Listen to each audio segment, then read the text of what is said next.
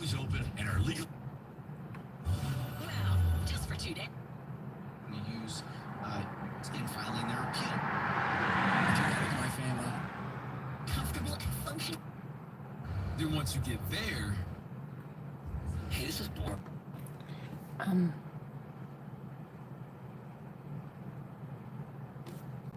this live stream.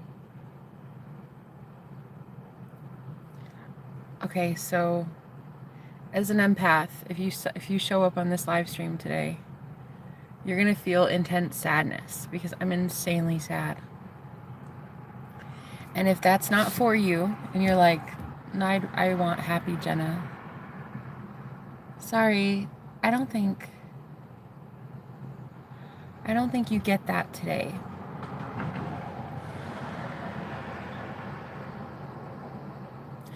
I think I'm ready to find the ones that can sustain a sad Jenna. Like, who sits with me at rock bottom and says, like, I love you. You don't have to give me anything. You don't have to try to inspire me or motivate me or make me laugh. Like, let's be sad today. You know? I've seen a lot of YouTubers gain internet success and then lose it really quickly because they have to put on this fake persona and like pretending that their life is okay and like everything's fine, and it's not. And I guess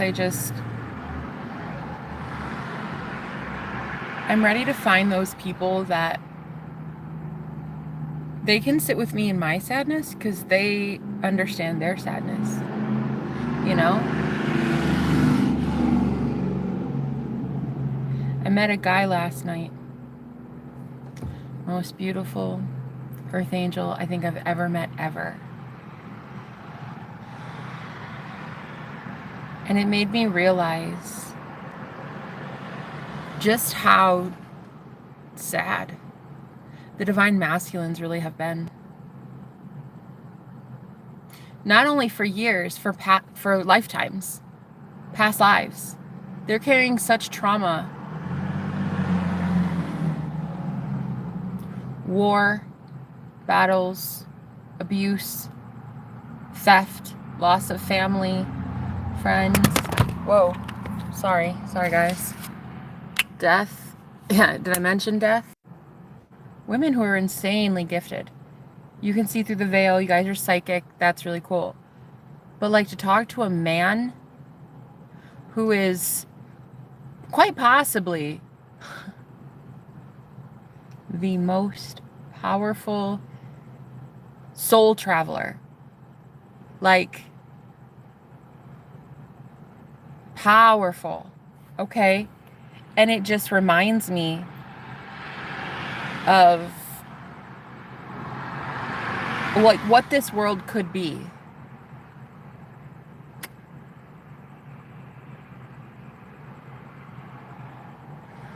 All of us could have power, wisdom with power. But like pure, unadulterated, unaltered, unlimited power. But it scares so many of us. We're so scared to be giants in our life. Like, we're so scared to have a level of success that others can't get. Or to attract a partner that others swear they don't get to have.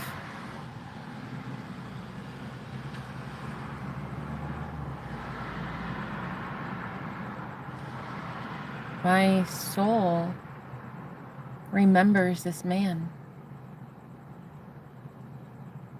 I can't even think about anything else because it's almost like meeting your soul reflection, like a mirror. And it's like everything has just consumed me. It's almost like I'm looking into the abyss. I'm looking into a black hole. I'm looking into absolutely nothing. I'm not saying that he's that way. I'm saying that the intensity and depth of a soul connection like this, man, it's making me look at my shadow. Ooh, girl, it's so deep.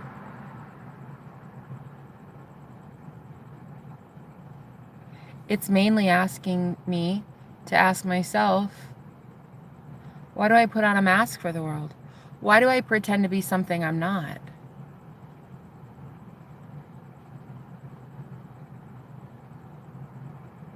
Why do I have to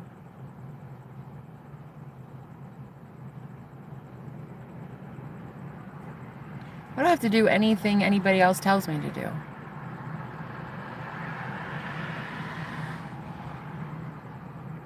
What if I quite literally every single day forever, knowing that everybody is watching me, knowing that all my enemies watch me, have fun with it, and know that they can't do anything? Just to sit back and laugh and know that those that hate me the most have no control over me at all, and enjoy that fact. Laugh at it, even.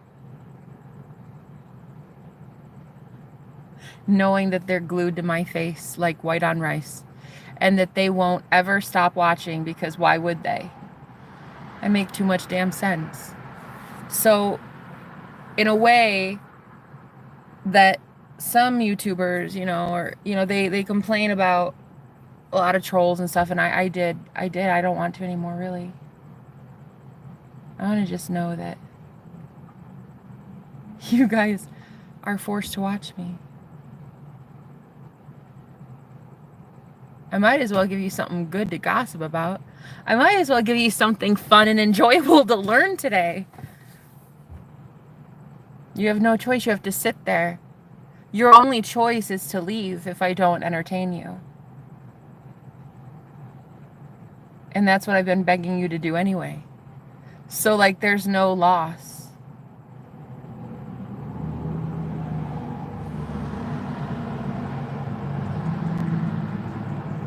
I could just sit here literally quiet, not saying one word, for the next 4 hours straight. People would still hate me.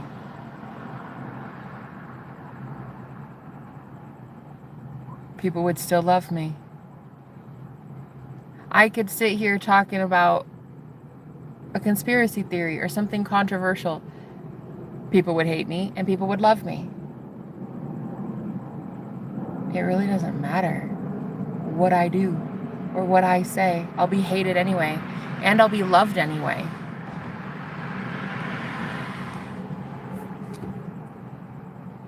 I like that.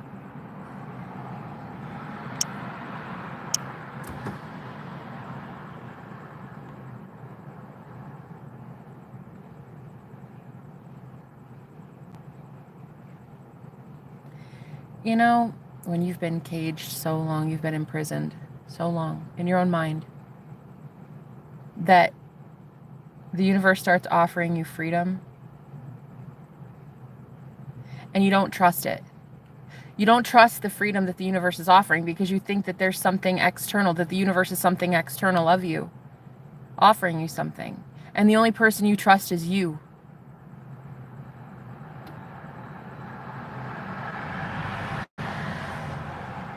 And half the time, you don't even trust you. But you figure, if I'm going to trust anybody, it's going to have to be me. But then we think of God, or the universe, or something out there that can save us. And so we equate freedom of expression, freedom to just be ourselves, authentic, say what we want, do what we want, be with whom we want, love who we want. And then we see that level of freedom and we associate it with some external God offering it to us. Well, no, fuck, Sherlock. Of course you're going to not trust some external God that you can't see offering you freedom. Who is that God to even offer freedom? Is it any wonder none of us trust it? Who are you, bro? Why are you claiming you can give me freedom? I don't even know you. And then why then, if you exist now to offer freedom, why did you watch me be imprisoned my entire life?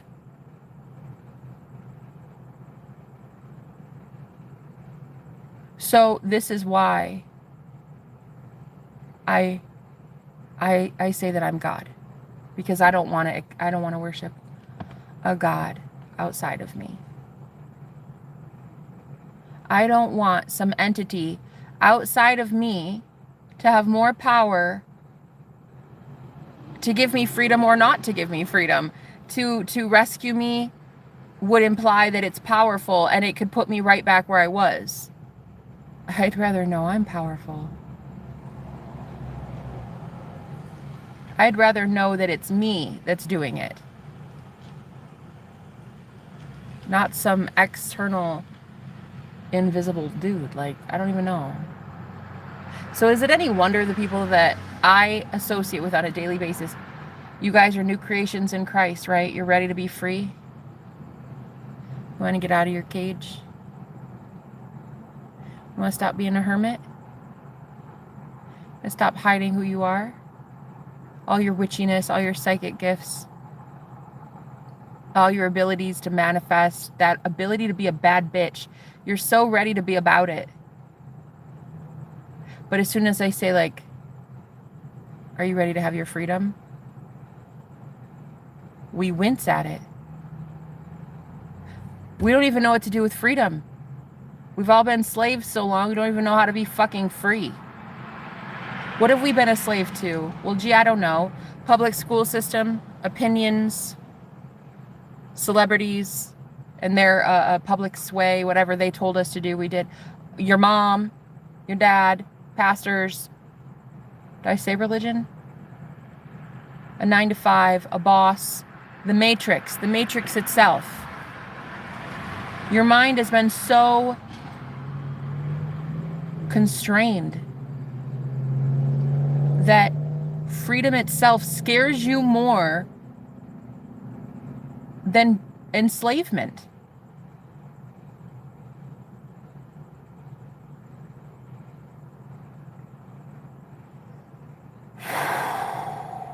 We're fucked. If that's the case, we as a society are fucked.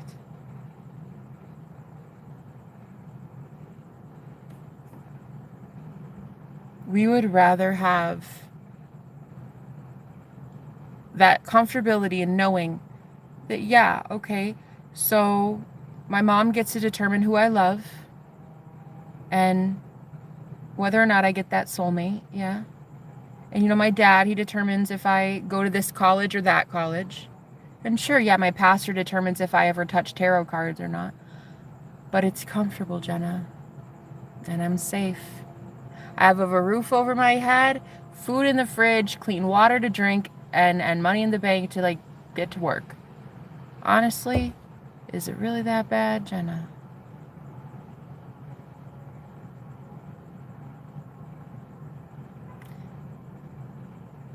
Honestly, yeah. It kills souls.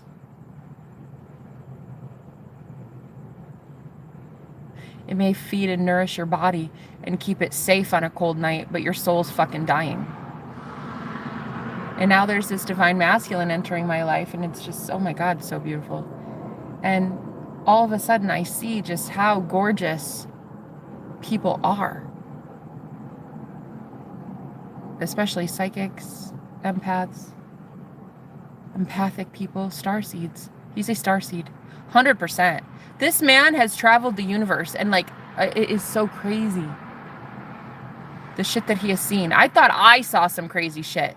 And then I met a random stranger last night who has traversed the universe in ways that, like, would put sci-fi movies to shame. Like, it's insane. And knowing that he's that free, that he can literally go anywhere on the fucking universe with his mind, and he knows it. And he's so imprisoned. I'm a gypsy. I live in my car. I'm able to travel and go anywhere I want to go, meet anybody I want to meet, and I'm imprisoned. I'm so free that I'm constrained.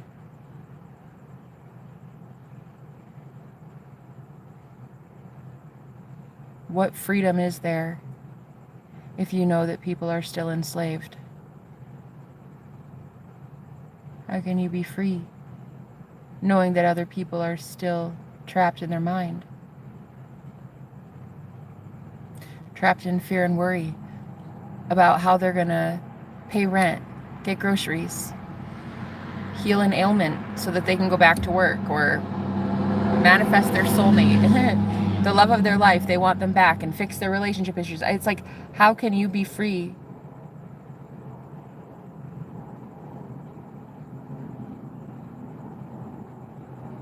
if you deep down know that people are still traumatized by their own mind, by their own limited thinking? What are we supposed to do then? Is the alternative to assume that we're the only ones in the universe? And that if we're happy, everybody's happy? Could we start by the law of assumption, assuming that if I'm happy and we're all one consciousness, then by association, everyone will just rise up to meet me where I'm at in happiness. I don't have to ever sacrifice happiness again to go help someone that's sad. I don't ever have to become impoverished again because someone else is poor. I can stay rich. And rich people can help poor people. Poor people really aren't that great at helping poor people. Sorry. I mean, they are, I guess, for hugs, but rich people help poor people. Rich people are more capable of helping poor people. Not saying all rich people do help poor people. Don't get it fucking twisted, bro. I'm not saying rich people do shit for humanity. But I'm saying if there were going to be anyone that could help humanity, I feel it would be someone selfish enough to have an abundance of something. Selfless enough to give, but selfish enough to have. Selfish to keep, but selfless to give. Can you have that equal balance?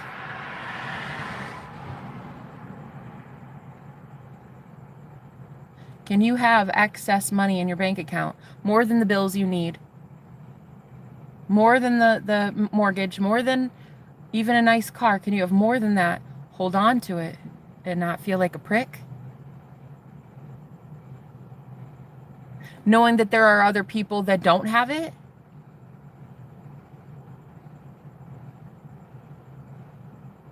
Or should you always be a martyr your entire life? Should you always stay impoverished your entire life because other people are? You know? These are questions I'm pondering tonight. And you have no choice but to sit here and listen or leave. Those are the two options. I'm not entertaining any of the comments. I'm not taking the bait. Don't give a fuck. I'm not here for you. I'm here for me. I'm not asking anything of you. I don't know you. I don't ask to be your friend. I don't need money from you. I don't need anything from you. If you want to sit here, sit here. If you don't want to, don't. It's literally that easy. So if you're here, you will be listening to what I have to say. Period. No one's going to take that voice from me. I'm allowed to take up space. I'm allowed to say what the fuck I want to say. I'm allowed to think the thoughts I fucking well please. And I'll just do what I want. And people will be hearing me do what I want. Say what I want. Get what I want. I will be blessed in front of my enemies coming up. I will be blessed. And I will be getting everything that I want, that I see in my imagination. I'm getting all of that and more. I literally just manifested the most perfect man I've ever met, ever. I took in all these relationships I've had, I always took the best traits of all of those men and I compiled them into like some imaginary guy in my head, right? Just some like, oh, wouldn't that be nice? Like if he had that from this guy and like that smile from that man and like that personality from that guy and that, and I pieced together this impossible thing. And I just fell in love with an imaginary guy in my head. And then I manifested it last night.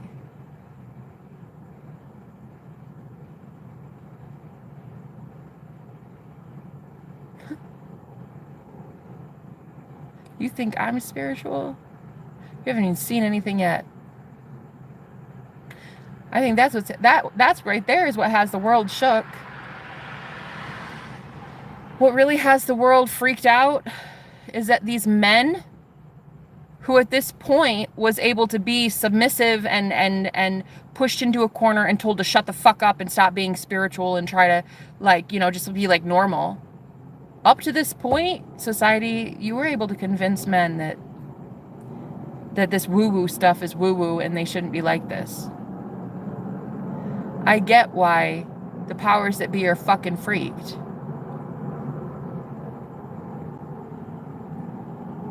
Because with a man who knows his mind, whoo, honey, knows his mind belongs to him, can see through illusions, can see through the matrix, can see through the veil. A psychic man. We're talking about a psychic man who can literally shift dimensions with his fucking mind. Like, come on, man. It's over.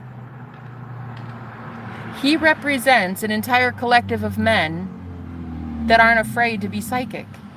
And I represent an entire collective of women who are no longer afraid to be a happy woman in the world, even though there's a lot of jealousy and bitterness for that. Be powerful, independent, thriving, and happy even at rock bottom when everybody says your life looks like shit. Be like, I don't give a fuck, I'm happy anyway. Could you imagine? Could you imagine? Oh man. People on the planet that powerful. Did you see those lights come on behind me? Were those on the whole time? I feel like those lights just came on. You know what's weird? I was staring at my mirror the whole time. And I can't recall if all of those lights behind me were on those Christmas lights, those hanging lights. It looks like star seeds to me. It looks like stars.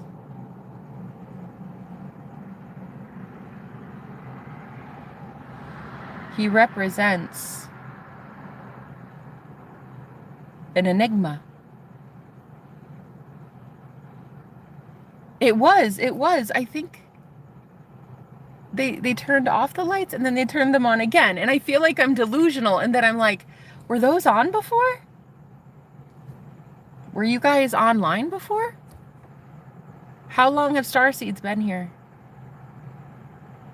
How long have good-hearted souls been here? How long have you been suffering here?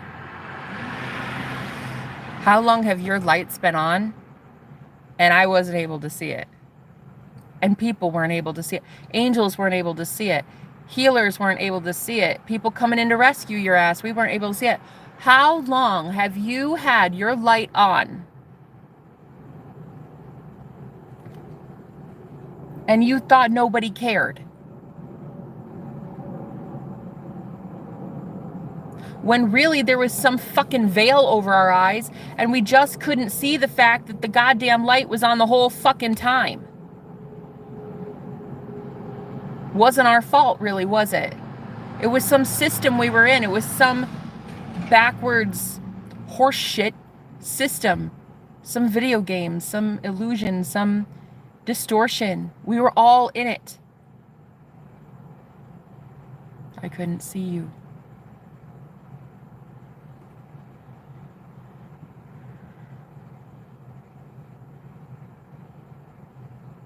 to have a strong man like that say to me, I love how you don't care what other people think about you.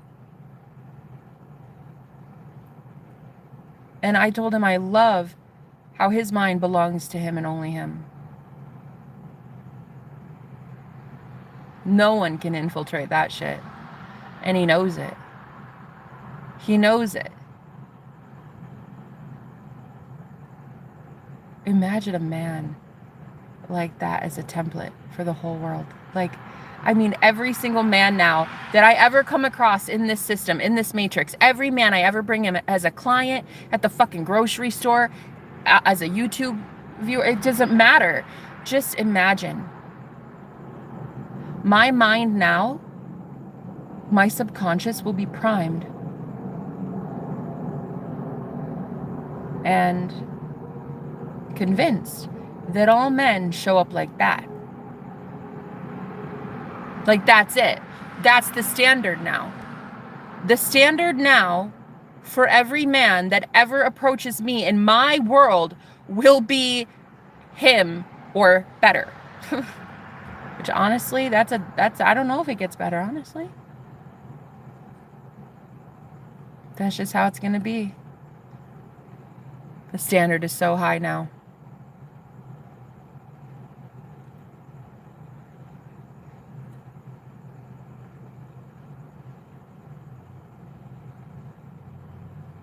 Top echelon, kind of high, like good fucking luck. If you don't start our first conversation with, yeah, I remember like 4 or 5 of my past lives. Like, I don't think we can even be friends. Like, don't even talk to me. You know, it's like, wow, to believe a new age, a new earth with men. I love the ladies that come to me. I have so many clients that are women. 98, I'd say 98% of my clientele are women. So to meet these guys lately, and I mean, we're talking divine masculines who know what they are, who they are, and what they are capable of.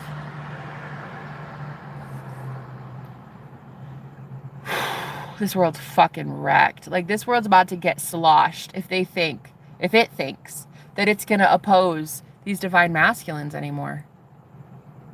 There is no opposition. They are God. These men are God. They're God, though. And I will spend every single waking moment for the rest of my life, as God allows me to convince these beautiful brothers in Christ of who they are.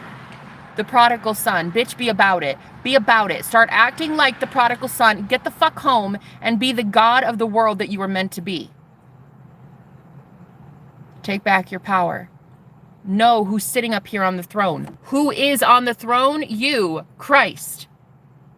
Rule and reign with Christ already. Would you do it? But so many of you are afraid of your own freedom. Afraid to be powerful. Well, how's so-and-so going to think? Like, oh, I can get a job like that, Jenna. How crazy, huh? I can make millions like that? Really? Really? I speak something out loud and boom, the universe delivers. Wow. You're either about it or you're not. I don't know what to tell you.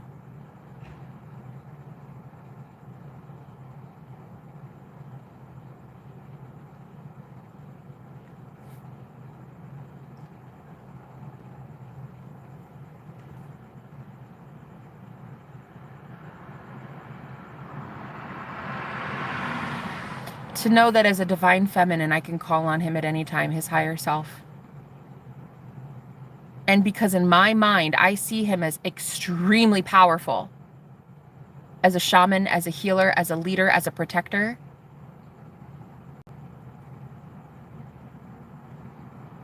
And I've convinced my subconscious enough to believe that it is true, that by the law of assumption, if I assume that I can call on his higher self to protect me, that shit will happen, it will be true, and everyone else will have to fall by the wayside if you are not aligned in unconditional love. If you're harming me in any way, you can get fucked.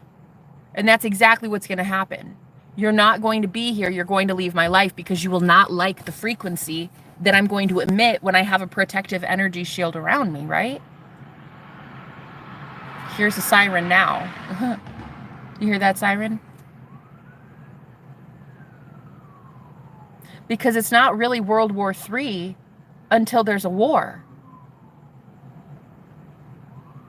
There's not really a war until there's an opposite side fighting also. There's just victimization. There's just abuse. There's just pain and bullying and trolling and genocide and war and struggle and oppression and slavery, and you know what I mean? There's no war yet until there's a second side fighting something. It's not even a war. That's just abuse. I don't know. I can't tell if I've already won a spiritual war this week by ending the whole like fighting with trolls shit. I feel like I ended a war. But also, there's this part of me that's like, did I start a new one?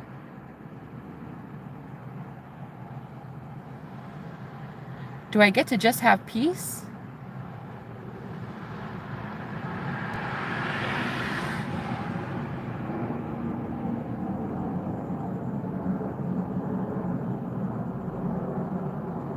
I was a Viking king. Hey, Tejas. Hi. Tejas, I guess. I guess I should say Tejas, right?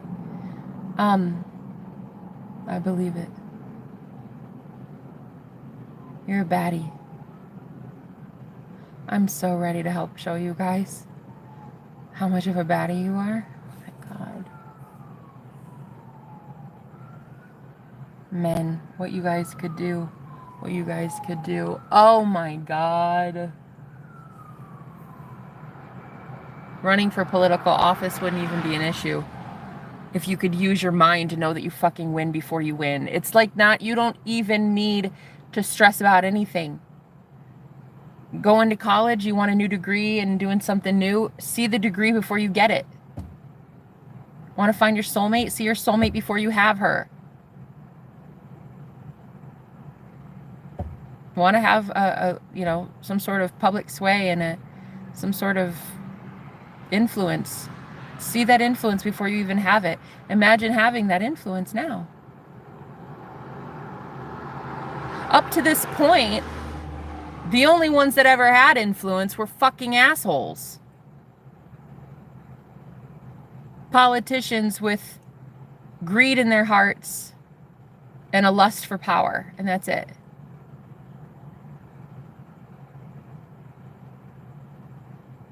Right. Because we created the matrix. And that's where we all work collectively at a conscious level. Thinking that we needed to give these politicians our mind, our vote, our money, our time, our energy, our worship at rallies, pep rallies, and these we would give them just this 100% devotion as a god. We made them false idols. And we think they're going to save the fucking world. Honey, it's been a long time that we've had presidents, ambassadors, popes.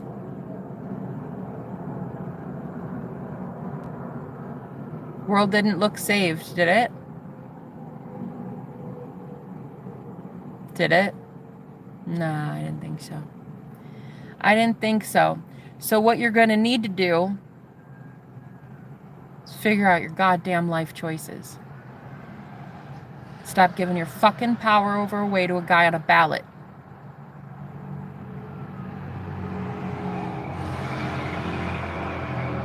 Give your power back to you.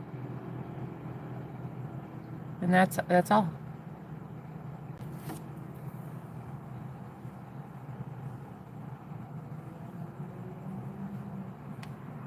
There won't be any need for anything else. There won't be any need for money and power and status and fame. And it's first, seek the kingdom of God first. First, seek the kingdom of God. Seek your kingdom first. You are God. What does that mean, seek your kingdom first? Bitch, what are your desires? What are your wishes? What does your kingdom look like? What would heaven on earth look like for you? Seek first your imagination.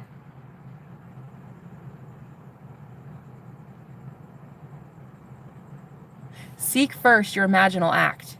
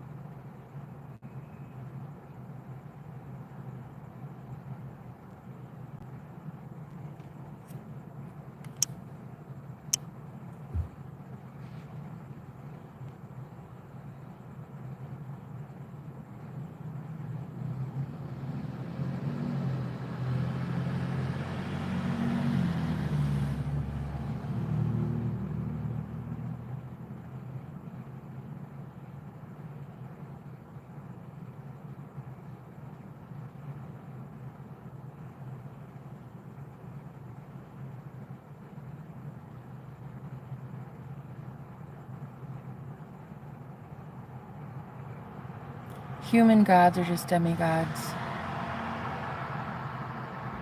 Yep. Because you give them power by giving a shit what they think about you. You've made them your God.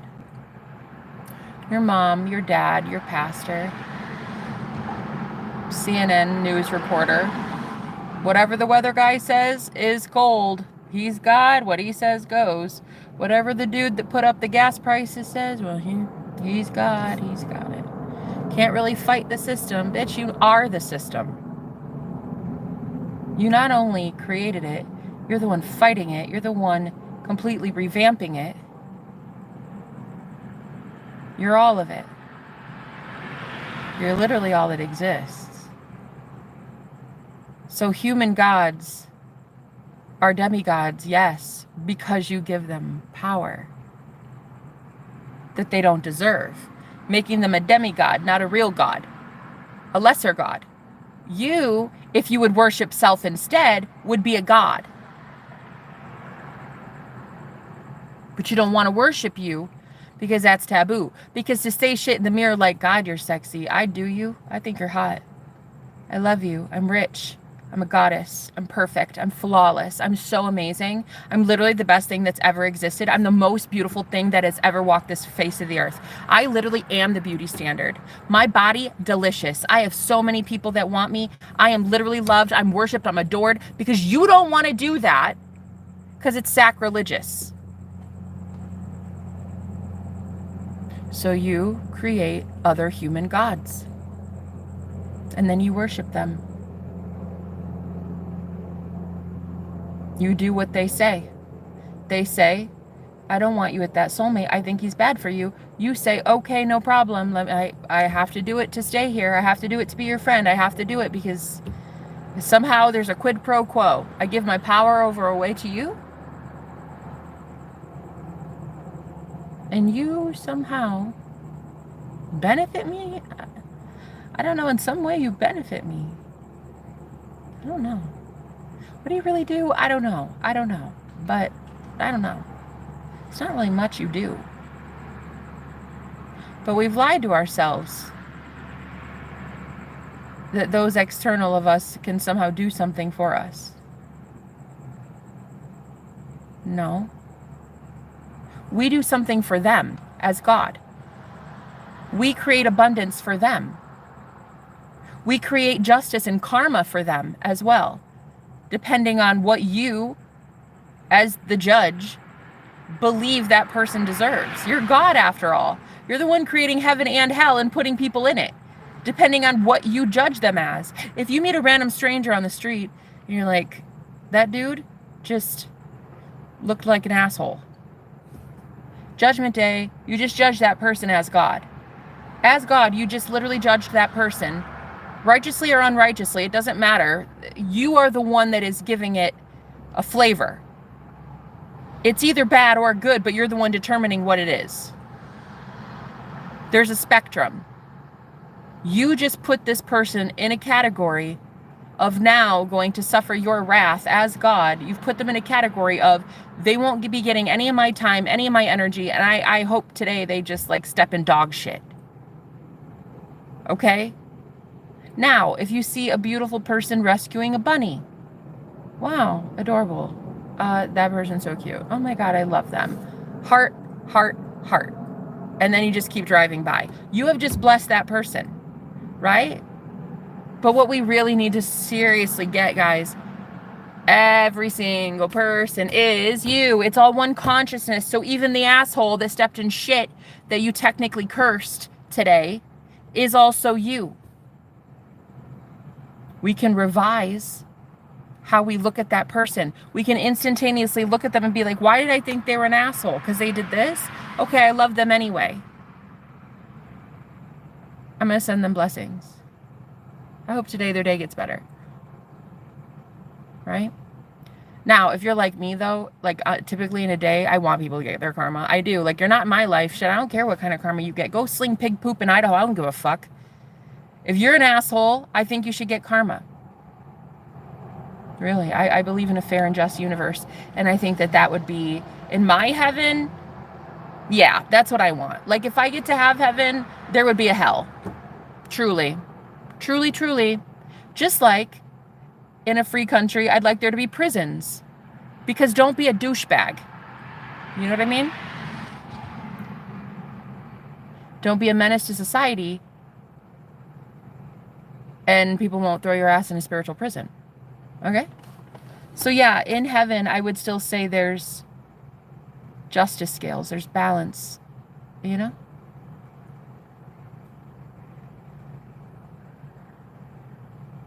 I think people are going to be very shocked soon at the severity at which people like me are done with games and shenanigans and like giving a fuck about your opinions. Your opinions are stupid. I don't listen to your opinions. I make my own for myself. I don't care what you think about how I look, how I speak, what I do for a living. I don't care. It literally does not matter to me. It will never, ever matter to me, ever. And I know what you're thinking. Okay, well, that's not really scary, Jenna. That's like whatever. It's fine, whatever, right? But what is actually going to hopefully scare you enough to get it right with God is knowing that a lot of people like me on the planet exist. It's not just one girl. It's like whatever thing, entity, invisible frickin' fairy, I don't know, whatever it is. I know what it is, but you might not. Whatever it is that did this to me, that made me this way, that made me see that I don't give a fuck about your opinion. Who are you? Whoever did that for an entire collective of people. I mean, a lot of people at rock bottom who were told they were ugly, stupid, useless, homeless, impoverished. They were a liar, a deceiver. They didn't deserve love because they did some jacked up shit in their past, whatever, whatever. Former criminals.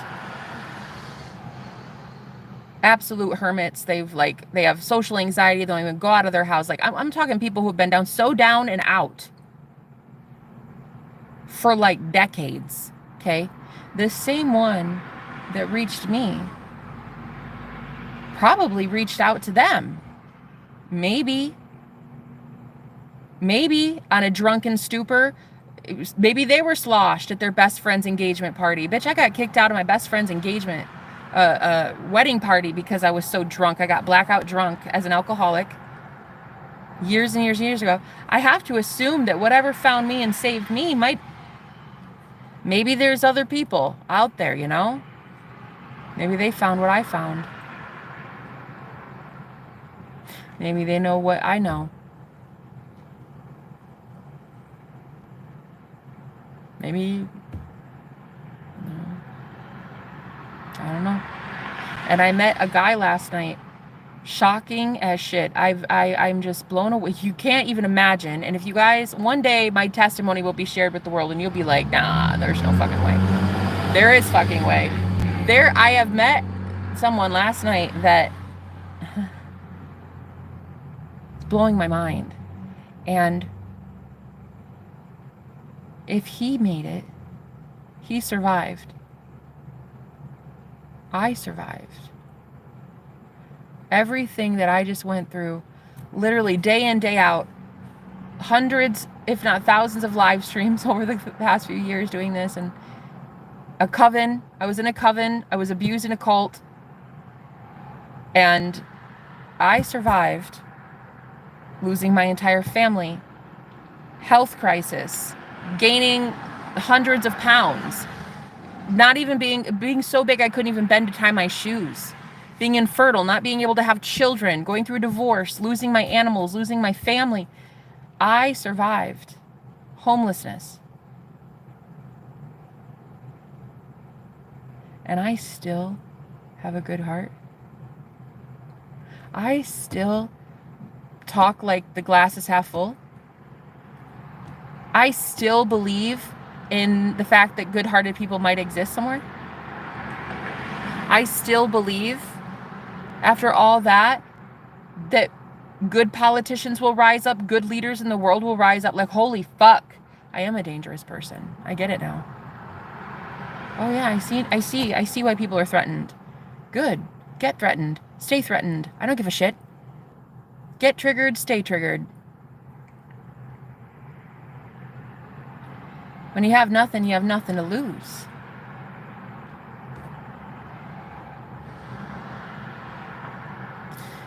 When the world took everything from you, you realize that you don't really need that much. Just some oxygen, clean water. A couple hugs every once in a while from a random stranger. It's not a big deal. When you want it, you'll get it. When you want to manifest it, you'll see it in your mind and you'll get a hug. It's that easy. When you want a soulmate, you'll fucking think about them and they'll show up in your life. When you want a plane ticket, you'll think of getting a plane ticket and boom, you'll be in Fiji. Whatever. Live in the present moment and all your needs will be met because you seek first the kingdom of God, and the kingdom of God is your imagination. That is all you need. Your imagination, some air in your lungs, and clean drinking water. And when you have that, more will be added unto you. Seek first the kingdom of God and all else will be added unto you. The reason most people come at me with pitchforks because I live in my imagination, they call me a schizophrenic, is because they don't live in the present fucking moment where their imagination is. They can't live in the present moment because they're so toxic and dense and low vibrational. They can't be in the present moment. All they can do is send hate. But it doesn't matter because I'm bringing in the ones that send love. So I win, always. Love wins, always. The more we choose love in our imagination, it's going to happen in the 3D. The old world is gone. It's literally gone, being replaced with a new one. It's layering right over this one. You're bringing in a brand new world. Your kingdom come. You are God. It's your will. Kingdom come on earth as it is in heaven. The will of God. The will of your own mind. The will of what you say in your head. He loves me. He calls me. He texts me. We went putt-putting. We have a cat. He makes this much money every year. I am so sexy. I'm amazing. My art is selling like crazy. I go, you are God. And in your head, you are creating with the word of God a new earth, New Jerusalem. You're bringing in New Jerusalem. This is it. You know what I just realized? Doesn't Jerusalem, there's Salem in the end of that, right? Salem? Oh, that's funny. But yeah, it's like you're just going to be bringing in a new earth.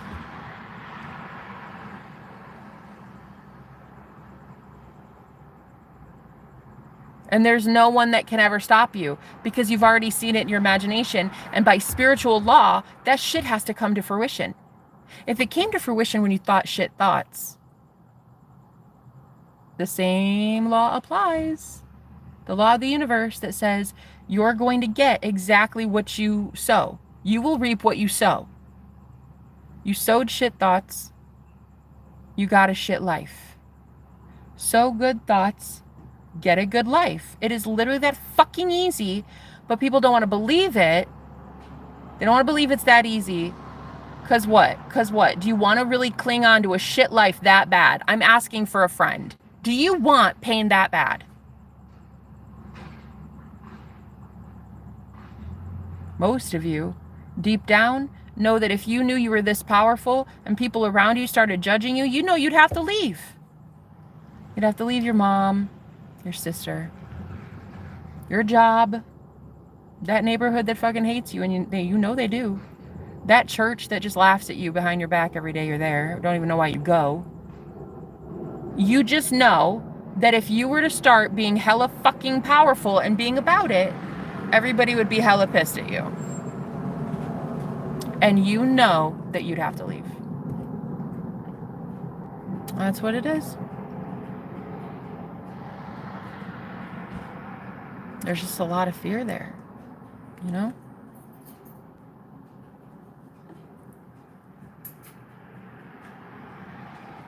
What does that mean? What are you saying here? I did go to church for a month before I became homed. Oh, homeless? Tejas, that's funny. Like hot strawberry Pop-Tarts fun. Hi. Hi.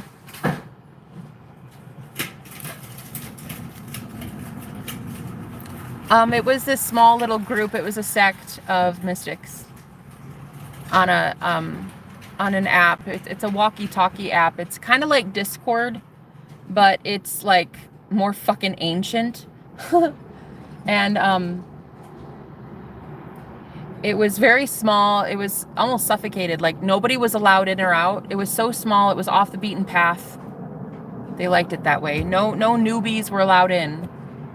No newcomers, really. I was the only witch there, and nobody else was even remotely gifted. And they were just cruel punishers. Christian mystics. But they weren't really, truly Christ followers, I'll tell you. They weren't. Ironically, that was the group name, Christ followers.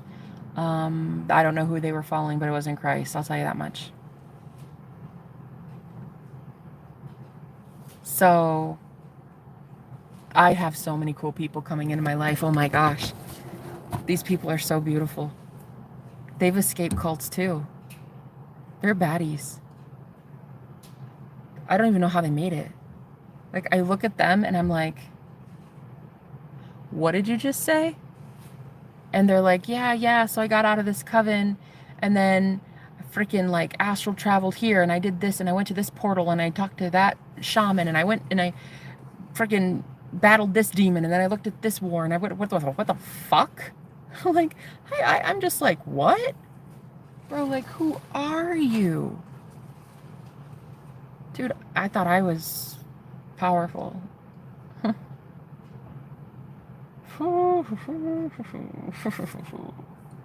I met a guy last night and I can't get him out of my head. I'm just like, it's like there's such a comfortability there. I am pretty sure I know what this connection is. I haven't even dared to suggest such a thing to him. And we've talked about some crazy shit, and I have not even approached the subject of what I think this connection is. But trust me, I've implied the importance and the significance of us meeting, and he as well has agreed that there is something far bigger at play here. So I'm just going to say that I've never in my life met a more spiritual man ever. A more powerful, warrior spirit. Like, this man is so hella gifted in the art of self-defense when it comes to spirituality. Like the mind. And the mind, the battle is in the mind. So if you can control your mind, you control the battle. You control the war. There is no war if you control your mind. And that's exactly what I'm seeing with him. There is no war anymore. There's only heaven. There's only heaven because we love ourselves enough to only speak heaven. We speak in heavenly codes. We speak love. Warm jelly donuts. Bunnies. People breaking for turtles. Yeah? Swimming pools. Lemonade. Awesome friends. You know what I mean? We speak in heaven language. And so we get heavenly things. So the idea, the concept of we've been imprisoned so long on a planet that is a shit show, honestly, that how do you ever start to believe when somebody like me offers that? Like, oh, well, there is such a thing as freedom. You get to have it. But you're like, okay, so like, where do I sign on the dotted line? Like, what do I have to do? What do I have to say? Who do I have to worship? What do I have to follow? What diet do I need to take on? What books do I need to read? No. No. Freedom means freedom, period. From all that shit. What you're describing in a list of fucking bullshit you have to do to somehow get freedom, what you're listing is not freedom, that's more fucking oppression. That's not what I'm talking about. I'm talking about true freedom, true liberation in the mind.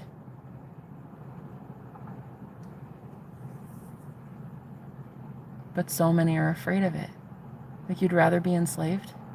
And look, I'm not even judging, because I literally fucking manifested a soulmate, literally in the flesh. I was staying at his house, and the love was so intense that I deliberately broke up with him and went to go live in my car. So don't even get it twisted. Don't get it twisted. When I'm like judging you guys, like, you would really throw love away to like what? Go be powerless?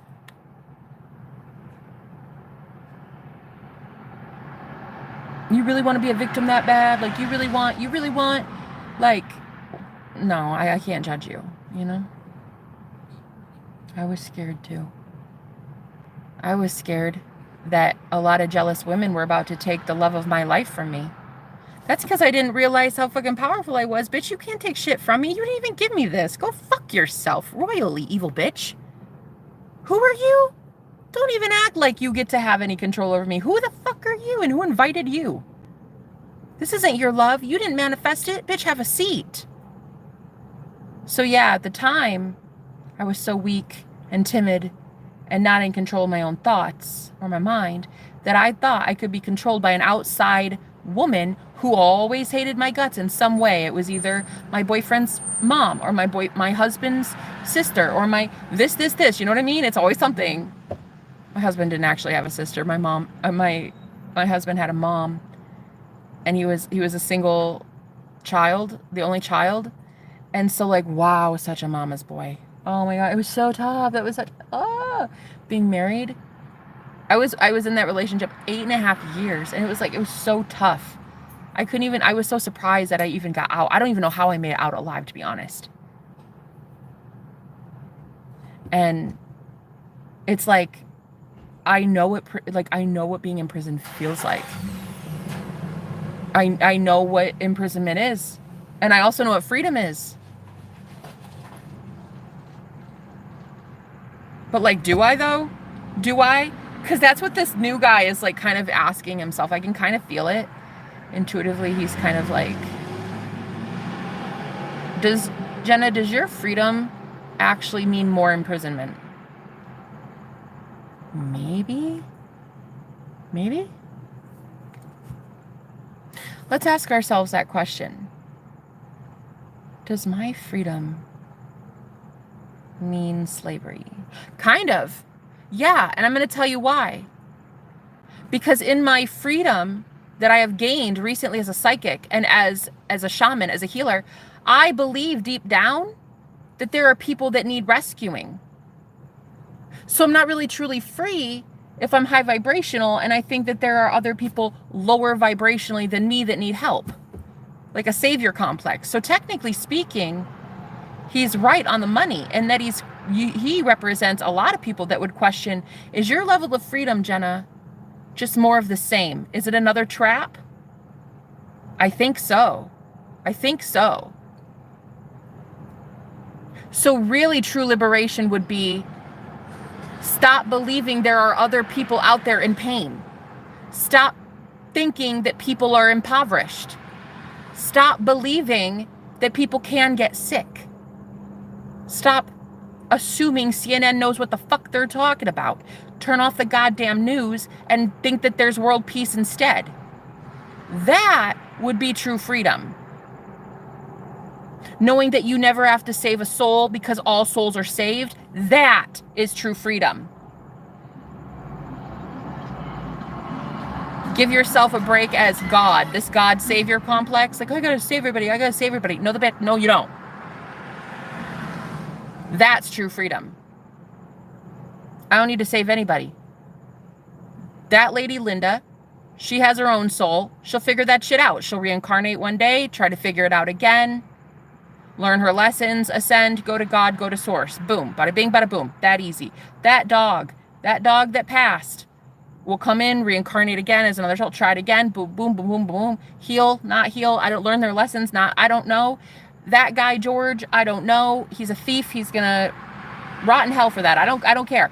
The point is, can you keep your nose in your own lane? Because that's truly where the freedom is. But again, how many of us want to be that selfish? How do you want to look that selfish is the real question. Do you want people to now associate you with utter selfishness to a point where you're called a Luciferian or a narcissist? Do you want to look that free, that you are rich when other people are poor? You're happy when other people are sad, not at their expense, but you're happy despite the fact that other people are sad. You're eating lobster despite the fact that other people have to eat ramen tonight in college, in a dorm.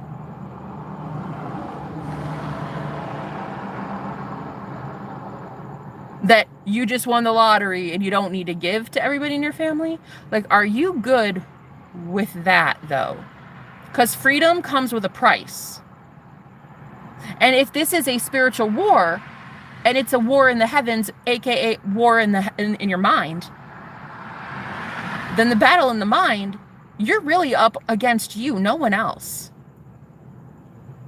So, are you willing to really look at your 3D reality as it tells you day in, day out, you ain't shit, you're selfish as hell, leading people astray, you're the devil, blah, blah, blah, blah, blah, blah, blah, blah, blah. But yet, you tell yourself consistently, I'm the most beautiful thing that's existed. I'm amazing. I'm rich. I'm so perfect. And then you go into your imagination, you go into God. You have a close connection with Source, aka your imagination. You go into the kingdom of heaven despite everybody fucking giving their 2 cents worth, which is absolutely stupid. And you consistently, defiantly, day in, day out, go into your imagination, despite that hate, despite your mom saying, don't be with that guy, your dad saying, don't have that job, don't make that money, whatever. You go in your imagination and you get that job anyway. You see yourself employed at Google. You see yourself at NASA. You see yourself as a dancer. You see you and your soulmate making love in your head, despite your mom telling you she doesn't ever want to see him again. I don't give a fuck what she wants. I give a fuck what you want. I give a fuck what God wants. Your imagination is God. So what does God want? Because the holy word of God in your mind is all I care about.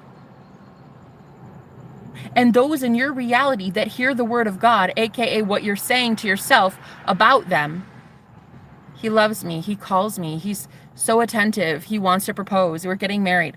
That's the word of God. That's the word of you. That's what you're saying.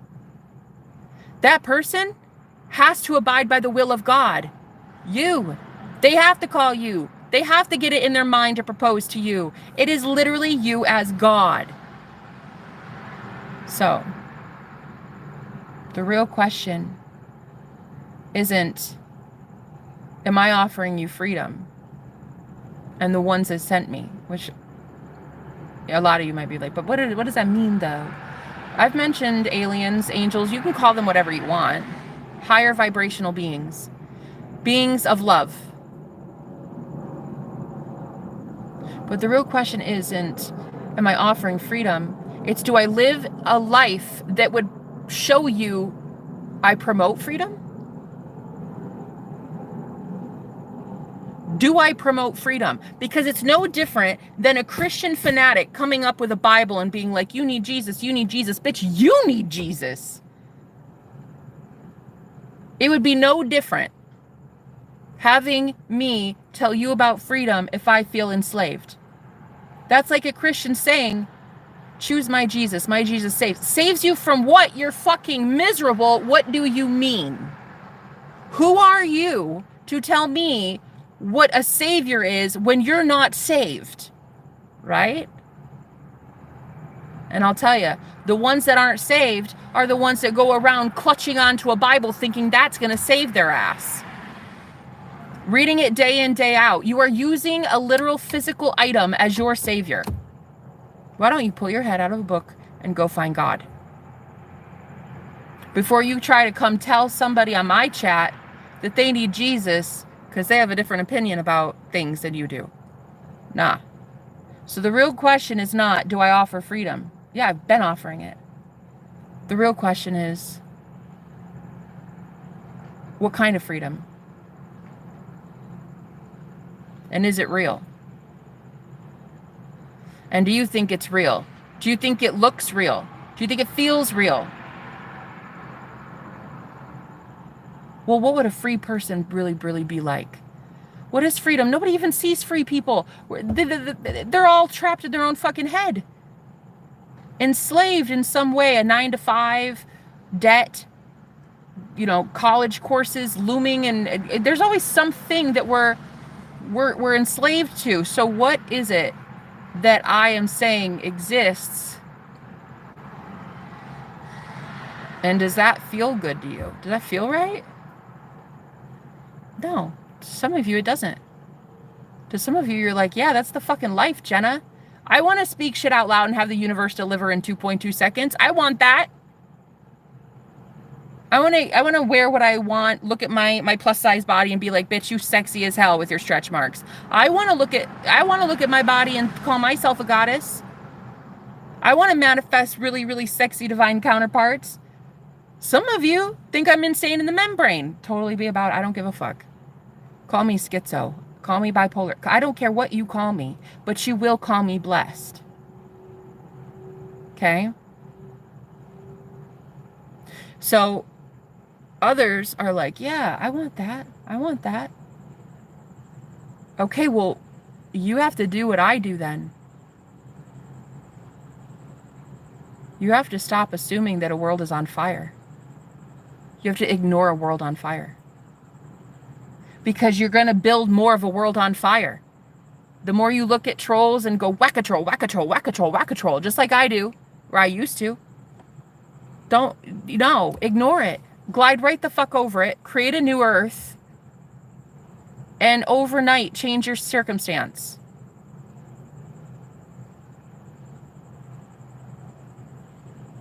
I mean, I was on live streams for hours a day. That was my job. That's been my job for years, right? So as much as it's like, I know people are like, yeah, but you don't see the differences. I have to go and be at a 9-to-5 where I'm trapped with these people.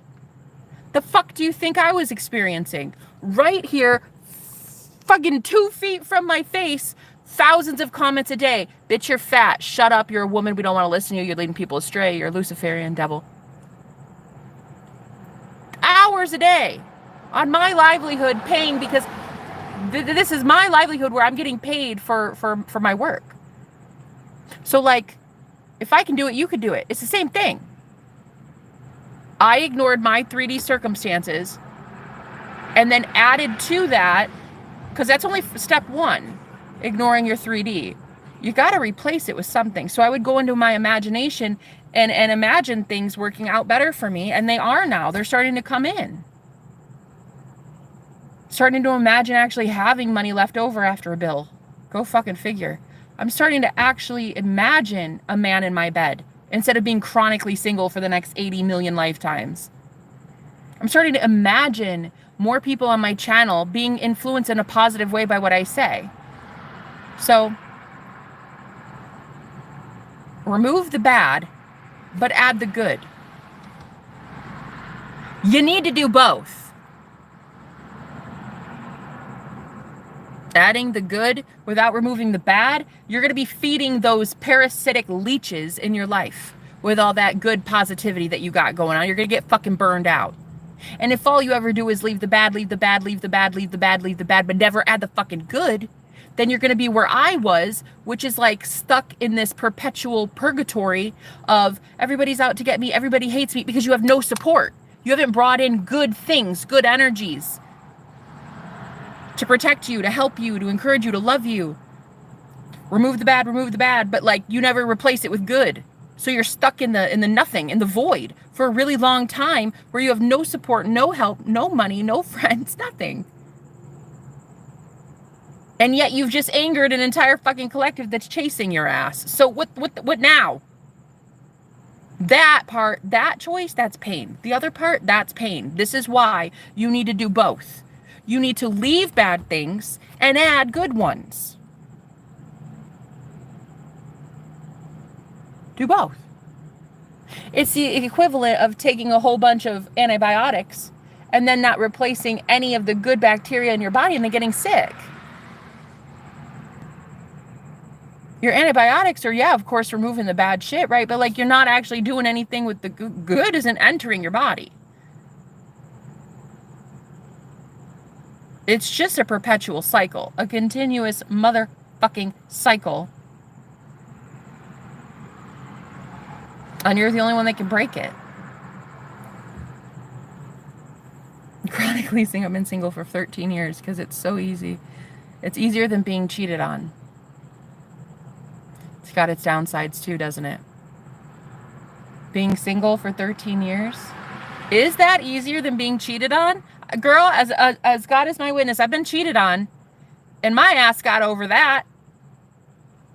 I got over being cheated on. That guy was an idiot. What a moron. His loss. Right?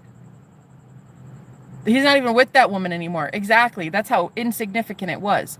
The point is, it's like, should I punish myself forever? I wanna stay in the void and the nothingness of what? Absolute emptiness and like a shallow, hollow me because I'm afraid of a guy cheating on me? Dude, fucking cheat, I dare you. What a fucking moron. What idiot would even think of doing such a thing? What a tool. They in my reality, men don't even have that option. They don't even, honey, never. They're not even allowed to think that thought in my reality. They don't even think about it at all. In fact, what they think, every man that enters my orbit, the only thing they think is, I'm so terrified to lose this woman, I would do anything to keep her. As God is my witness, bitch, that is literally how it works in my reality. They don't have an option of, well, I bet you there's a cute girl on Tinder. They don't get that option. No, not in my reality. It used to be that I hated myself and all the men in my life had no option but to cheat on me. Because by the law of assumption, which is what I teach on this channel, my assumption at the time was all men cheat, and so they had to show up just like that. Cheaters, giving me breadcrumbs, never calling me, never taking me, never respecting me. So in the same way that these men had zero free will, in my reality, they had to show up exactly as I assumed they would, as total douchebags. Now they show up in my reality as I assume they will, as total gods who treat me like a goddess and worship the ground I walk on. Correct. There is no other choice but to do that. So the whole is single being better than cheating? I don't know, honey. I've been both. And I gotta honestly say, I got over cheating because that dude was an idiot. I got over it pretty fast because he's a moron. It said more about him than me, you know? So that's one thing. But being single, that comes with challenges, you know? It's lonely. Sometimes it's lonely. You just want to hug. You just want to be able to invest in someone and have that return on investment in love and emotionality, in hugs, you know, in a man drawing your bath water, feeding you breakfast, you know, that kind of thing. Sometimes you just want to be able to invest in something and someone that you trust, and you know that it's like building a 401k. You're going to give energy to something. You might as well give it to something that might give back to you, you know? So you get to that point where you do have so much self-love for yourself that it starts to show. It starts to show because everyone comes in your life fighting for you and fighting to be in your life as number one. But once you start to see that you've manifested that and you keep continually manifesting this new change, this new environment, you're literally entering heaven. And some of you don't believe that you're doing it. Some of you, no, you believe you're doing it, but you don't believe that it's going to like stick around. Because before it wouldn't. But you also weren't living in your imagination as a conscious creator, creating the shit in the 4D first and then on Earth, okay? Guys, you, my dear. Tejas, thank you. I'm alone all the time. No, you're not.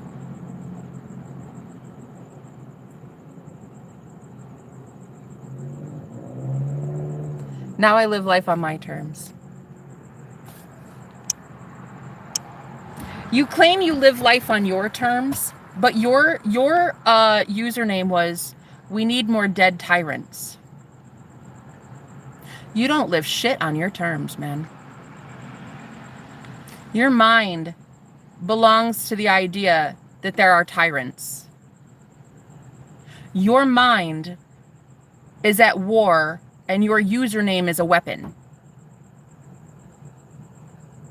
You live life on your terms, but yet the Matrix has convinced you that you don't have freedom until tyrants are whatever, disposed of. So forgive me when I say, I don't care how great that land is that you bought after your divorce. I don't care how great of a life you think you live now post-divorce. You're not free. That's no different than a Christian coming in here telling me I need Jesus. Honey, you need Jesus. And I need to keep speaking. So let me talk about Jesus. Thank you. Living life on your terms. That didn't sound very free.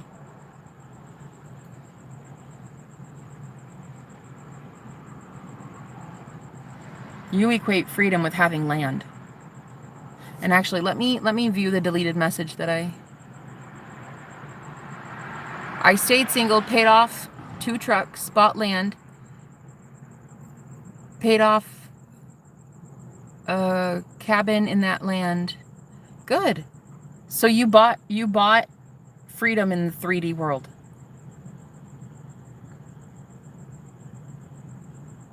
I have kingdom of riches that are going to probably sustain itself a lot longer because I understand the spiritual element of as above, so below.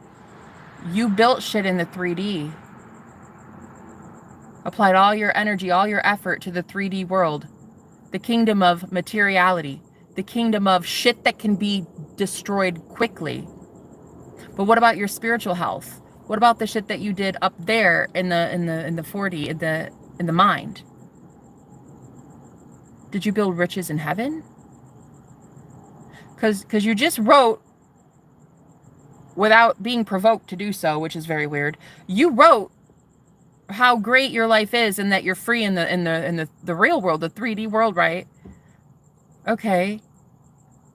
But like continue saying that we need more dead tyrants? Okay.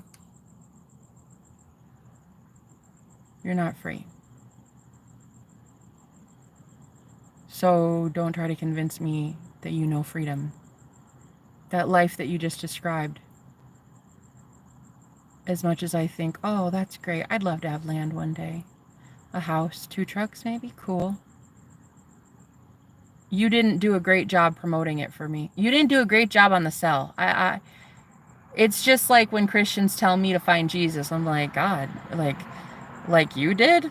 Honestly? The Jesus you know, I don't really want to even fucking have tea with. So like, I'm sorry. No? Yeah. It's going to be a no-go for me.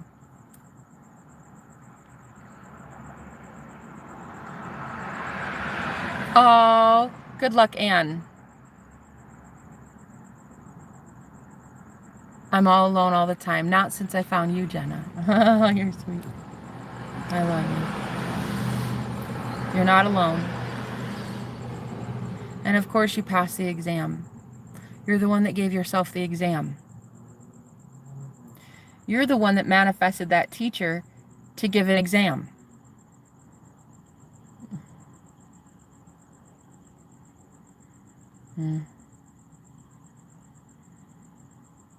Of course you'll pass. If you say you'll pass. If you believe in one reality where you pass and only one reality where you pass. If you waver, then you're not there yet. If you keep wavering, you see an A and then tomorrow you see an F and you're back and forth, then you're not there yet. Keep going into your imagination where the only reality that exists, because that's all you continue to see and that's all you continue to speak, is I've passed my exam. Isn't that great, Jenna? It is. Congratulations. I'm not doing the work for you. You're going to do it for you. Right? And then you're going to come back and you're going to tell me, I loved it. I loved the advice. I loved the exam. It was fun. And it was honestly the easiest exam I've ever taken. And I'm the highest scored in the whole class. Okay? If you want to. I don't give a shit. It's not my test. That is true freedom. This is true freedom. When you can finally look at things that aren't even relevant to your life, detach yourself and say, if you want it, you'll get it. If you don't, you won't. Do you want healing? Get it. If not, don't call me. You either want to confess feelings to me, sir, or you don't. You either want to book a reading with me or you don't. You either want to know about what I'm about or you don't. You either, whatever. In my reality, it's like, you either do or you don't. I'm not about to force anybody to do anything because I've taken that codependency away from other people having some sort of power and leverage over me. They don't have that.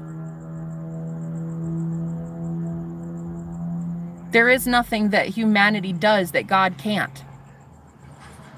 Man and womankind cannot do shit that God can't do for me. You know what I mean? So like it doesn't matter about people's opinions anymore or what people think they can offer me. No, what matters is what God offers me, which is true freedom. Freedom to be so detached from other people's problems that I actually forget that they exist.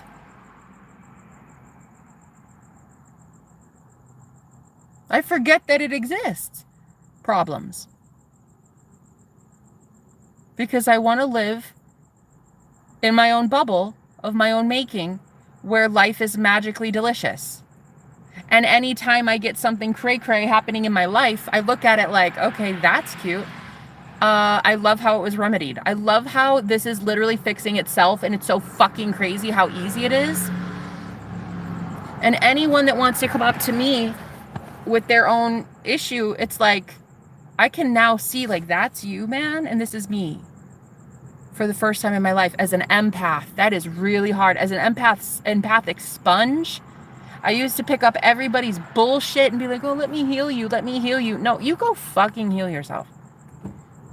Ugh. Or don't. I don't care. Heaven or hell, it's on your terms, honey. I'm not here for you. I'm here for me. I'm here to be hella fucking selfish. I'm here to experience what life is all about. After experiencing poverty, homelessness, breakups, health deteriorating, I am here to know what it's like to live life and have it more abundantly. Why? Because I believed in Christ. I don't care if you did or not. That's not my problem. I believed the promises of Jesus when he said to have life and have it more abundantly. I believed it. So I get to have it.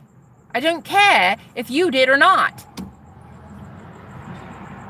I swear to everything holy. I mean that. Because I don't even care if you pass that exam or not. I don't.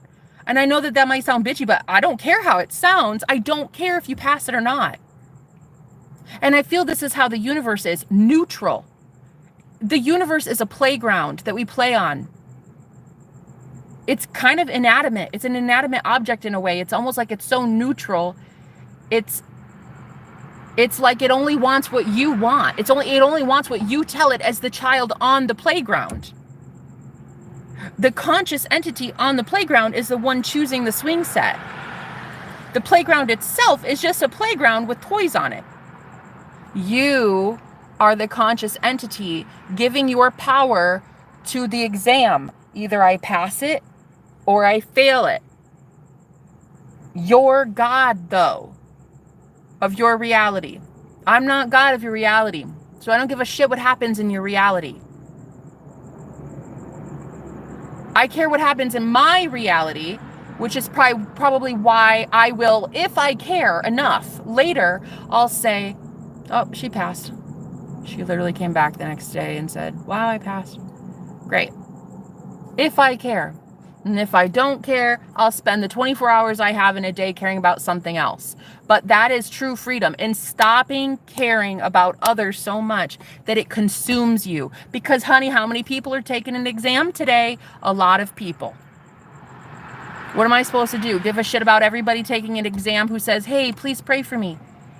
Hey, it's my birthday. Please send me happy birthday. Hey, my mom needs this. Hey, my daddy. Honey, 8 billion people on the planet need something. And what the fuck am I supposed to do? I'm one girl with limited energy and 24 hours in a fucking day. What am I supposed to do? Now, this is what I'm trying to teach you guys is boundaries. Most of you give a shit so much about how you're viewed. You're like, Jen, I can't be like that, though. People are going to call me a narcissist. And what's your point?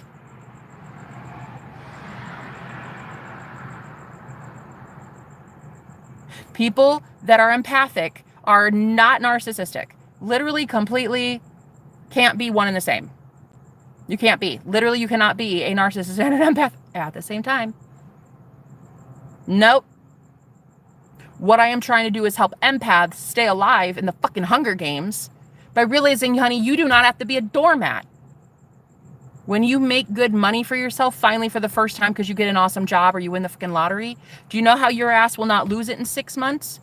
Because you're not going to give to every Tom, Dick, and Harry who comes knocking on your door from 20 years ago. Huh, remember me? No. No, I don't. Have a good one. Slam the door in their face. Become so selfish that you have enough energy to become selfless. Think about you so much. Be so self-absorbed, so self-centered, so self-righteous, so self-worshiping that you have so much energy that you start to give to humanity. Then you can give to the masses. Then you give to an entire collective. Not just one person, your mom and this person. And it's like, it's just a small little tight-knit thing and you're only helping 2 people. But those 2 people don't even like your help, by the way. No. Go give to more and more and more people because your cup is overflowing. I see now. That's you. Your desire is to pass an exam. But there is such a neutrality. I'm so neutral in whether you do it or not. The universe, God, source, whatever, is so neutral in whether you pass that exam or not. in the grand scheme of things, the universe probably doesn't even care that the exam exists. It cares that you exist, sure. And an exam, sure. I mean, I guess if we think about God as a consciousness, I feel like God would care because God's a loving entity, right? But the point I'm trying to make is the only one determining the importance and relevance of that exam is you. You and only you. You're going to be the only one benefiting from a past exam. You see? So finally, I'm so detached from other people's problems. I'm like, what problem? You either pass an exam or you don't. There is no problem. You're God. There's no problem. You know, a client that comes to me that wants healing or something, it's like, there is no problem. You either accept that you're already healed or you're not. There is no problem. 8 billion people, you know, feeling like there's poverty and war and death. And okay, there is no problem. There is no problem because every single one of us is God, and our soul will be going back to source. So there is no problem. And that for the first time is true freedom, true liberation, and freedom in the mind. And I got to tell you, the man that showed up at my doorstep yesterday, not literally, it was on my live stream, but man, that man is a free man. And for him to be that free means that I have to be this free. To be with him, I'll have to be free. I'll have to love freedom. I'll have to fight for my own freedom every day by staying detached from other people and their problems. I don't care anymore about your problems.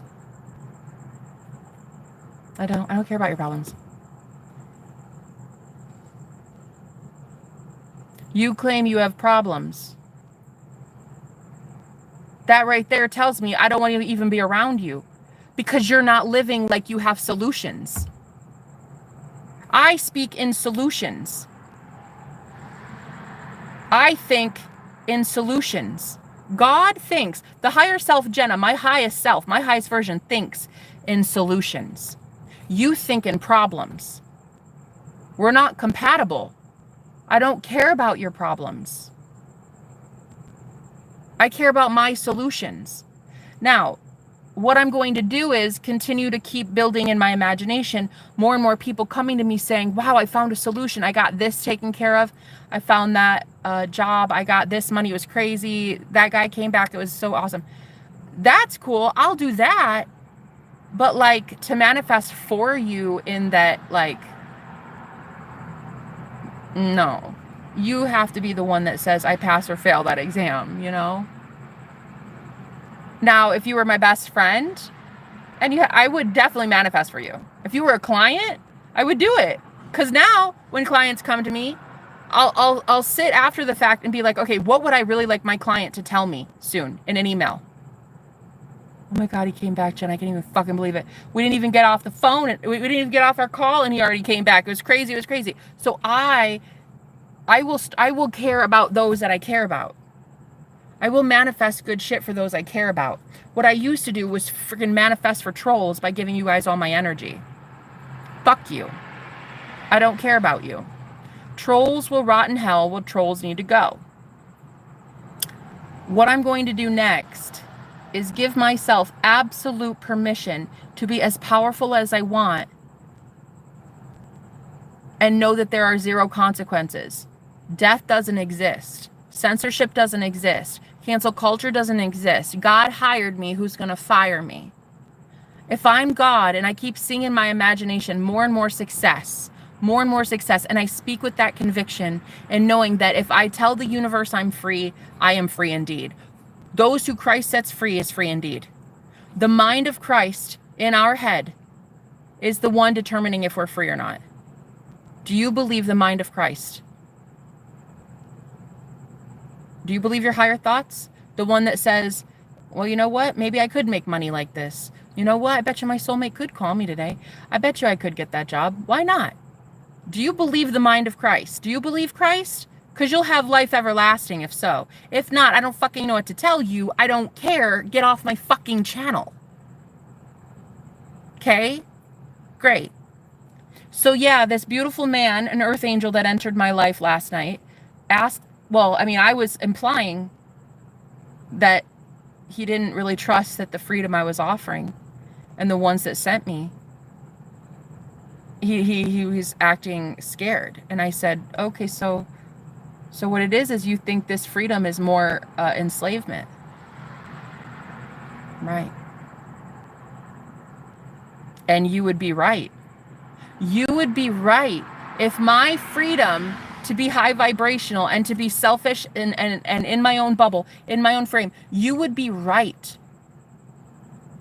that my freedom is actually enslavement if, and only if, I acted like I was somehow still burdened to other people.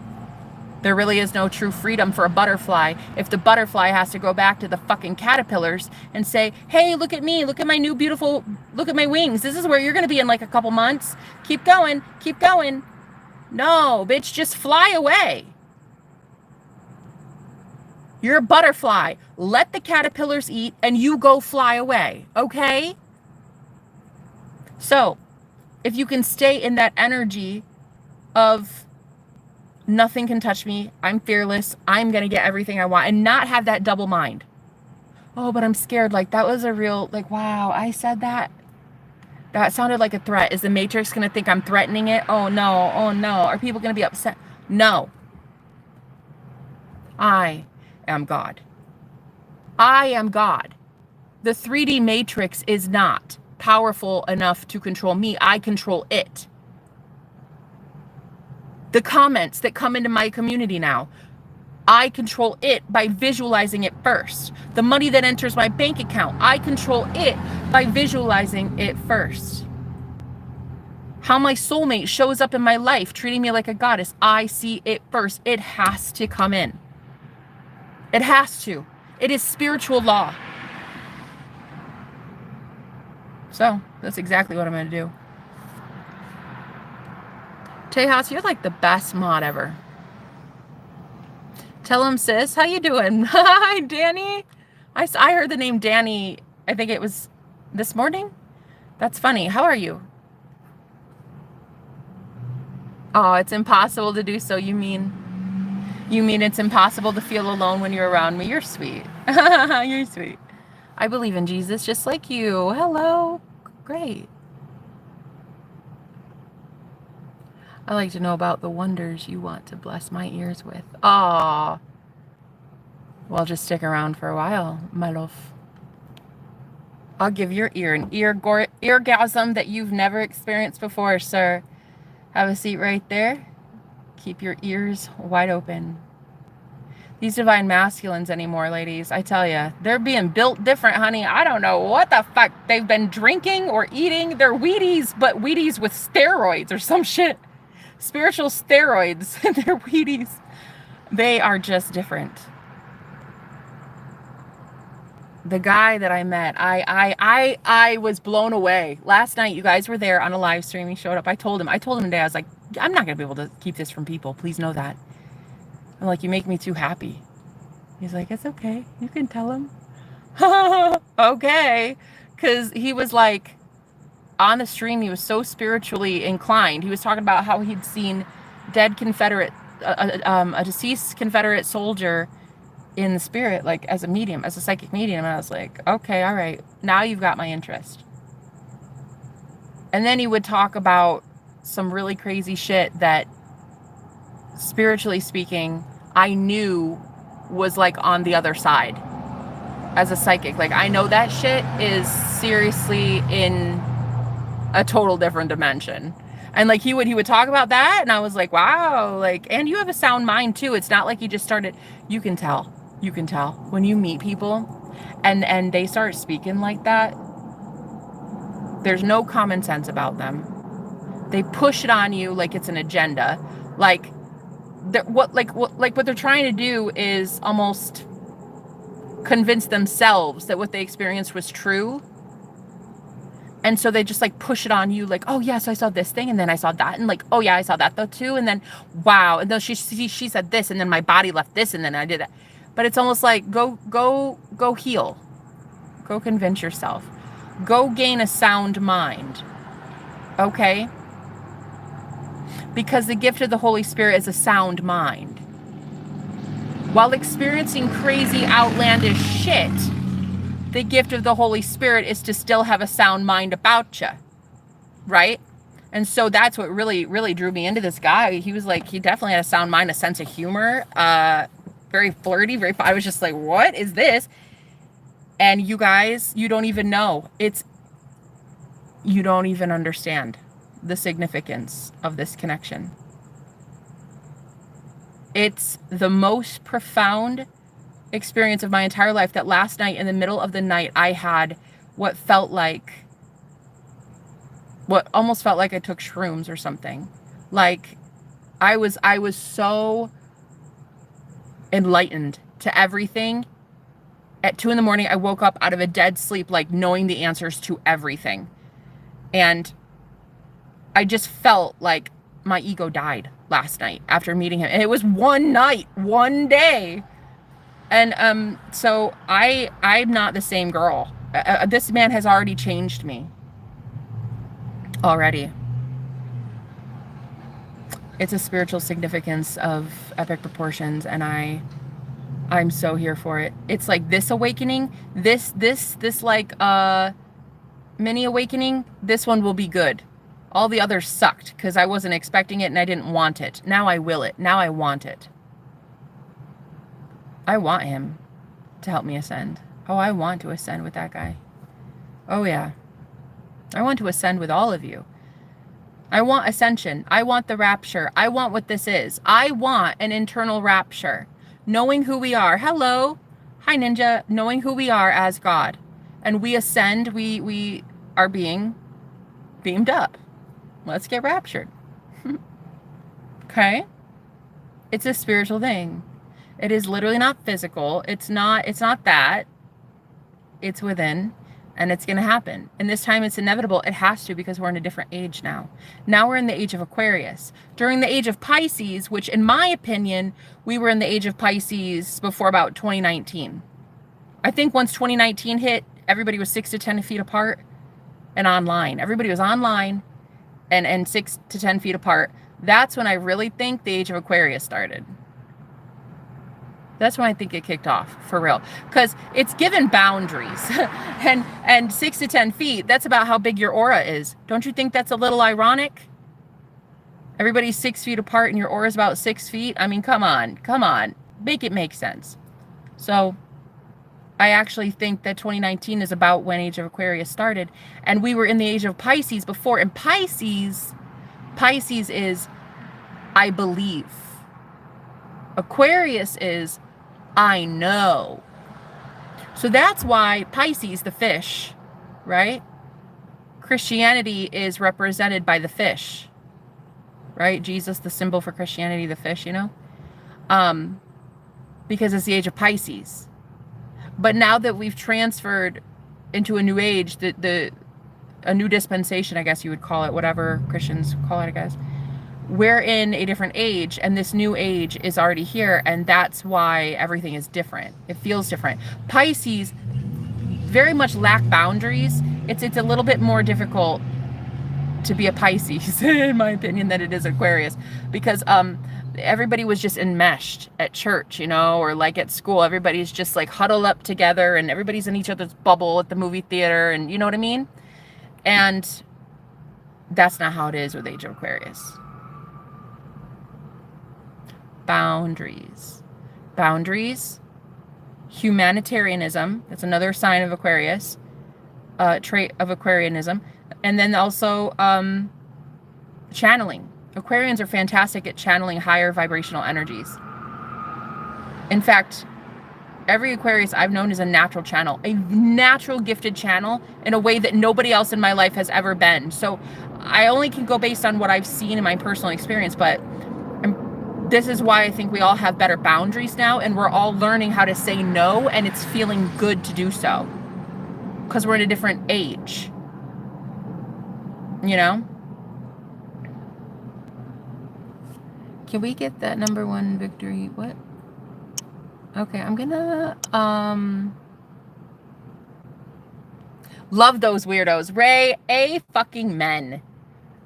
Literally, Aquariuses, you guys are so overpowered. It's insane. You're such an underdog. That's why you guys are more, I kind of feel like there's not as many Aquariuses on the planet as other signs. Like, you never really hear about Aquarius men anywhere. You don't see representation of Aquarius men, really.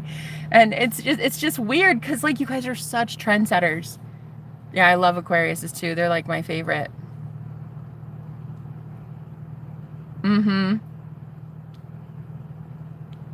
The transition in Aquarius is going to be very painful, but it will be beautiful eventually. This is what I'm asking. Why do you believe we're not transitioned already?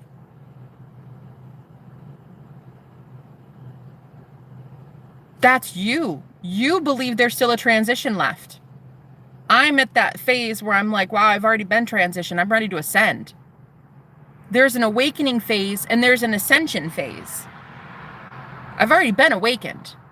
Awakened to what? That my God self. I've awakened to the fact that this matrix, what it is, how I created it, why I created it, what kind of prison planet it was, how I can break free, all that. I've awakened to that. So now I get to ascend past it. Go into the 4th dimension, live there, the 5th dimension, 6th, go up and up and up. Start ascending now. Awakening versus ascension. Okay? So to say that it's going to be very painful, first of all, be careful when you write shit like that in my chat, because I don't like the fucking limitation in that. I don't like affirming that something is going to be painful at all. I don't like pain. I don't like pain. I sit there in it as long as I need to, and then I say, fuck this. I'm beautiful. I don't deserve pain. It's a thing. I'm done. Same with my viewers. It's not going to be painful for my viewers. I'm not affirming for that.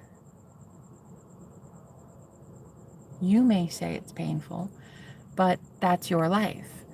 Mine, it's not going to be painful. This age of Aquarius is gorgeous. The only reason it's going to be painful for you is because you want to hold on to shit that isn't good for you. People, places, things. Aquarians are fantastic at boundaries, honey. They're so weird and eccentric and eclectic and just so authentic because they don't have anybody really in their fucking bubble. Their boundaries are hella good. I mean, they're the Queen of Swords and Tarot for a reason, okay? So it's like, if you think that it's going to be hard, it's going to be hard because of the law of assumption. But what I'm really concerned about is that you think it's going to be hard because you think that you have to do something. You have to give something up. The only thing you're giving up are things that are not conducive to love. That's all God is asking you to give up. All God is asking us to leave behind is shit that isn't good for us. The good shit stays, guys. The good people stay, guys. The bad ones, you break up with them. I hate to say it. There it is. Okay? You're just afraid to find out that your entire fucking friend circle are just full of a bunch of tyrants. That's what you're afraid to find out. So while it's going to be painful for you, I'm not affirming that's going to be painful for me. In fact, I just got over it. I just stopped feeding the trolls one day, and just like that, I literally just stopped feeding the trolls one day, and I do this sometimes. Some days, I just really like to shock people with how quickly my shit comes in, my manifestations. I like to just blow people's minds. I remember I had this friend one time. I woke up one night and I just decided, fuck it. I don't care about anything or anyone except myself. And I just woke up a totally different person. And I remember she was so concerned. She's like, I don't know, I'm scared. Why? Why are you like this? I couldn't even be bothered. I was so detached. I had decided just like that. Fuck you and the horse you didn't ride in on, honey. I'm done. I'm done with everybody. And I do this periodically, maybe a couple times a year. I just go through this growth spurt and then I'm like, trolls? What? Go back to your mom's basement, bitch. Okay, so when that happens, when you turn on a dime like that and you stop feeding the 3D matrix that fast, that is how fast, equally, how quickly the universe blesses you with good shit in your life. Because as much as there's a delay between what you speak and what you see in the 3D, like there's a little bit of a delay, at least for me. But again, that's a limited mindset in and of itself. But for me, there's a delay. If I stop feeding trolls for a couple days, good shit has to come in. Stop feeding the bad for long enough, and the only thing good that can happen, the only thing that can happen is good. You're not feeding the bad. What's going to happen? Naturally, the good will have to come in, right? Actually, it doesn't have to. If you don't start affirming for good things, if you don't start thinking like God, speaking the word of God over your life, speaking life over your life, you can keep getting rid of all the bad, but never replace it with good. And you're still up shit's creek without a paddle. You haven't built anything good in your life. That's like stopping eating 30 stinkers a day, but never adding a goddamn salad. Okay, sure. You stopped with the Snickers. Yay! Hallelujah. There is a God. But now you haven't added a fucking vegetable into your diet. It's like, okay. And you leave in the bad, but you're not putting any of the good in, right? So what is the good and how do you build the good to create heaven on earth? How do you do that? How do you do that? You start up here in your imagination. You start by thinking thoughts as God. And a lot of you are like me. You went so far into the darkness. You went so far into the abyss. You went so far into hermit mode that you didn't even actually have thoughts at all. You would meditate for hours at a day, just you and your fucking toga that you lived in all day. Don't lie to me. I know because I was there. I did the same shit. Smoking weed all day in my toga, basically ignoring life. Okay. Well, the good news about it is you eventually realize how dope you are. And you say, you know what? I'm so zen. I have 0 thoughts in a day, which is very strange, right? Because everybody else is like, there's 70 thoughts in a day. And I'm like, really? I don't know if there's that many for me. I monitor my thoughts. I see them when they come in. So I don't know if there are that many. But then I had to start actually thinking thoughts as God. Deliberately in my head, deliberately consciously thinking thoughts. Like right now, I'm going to think something.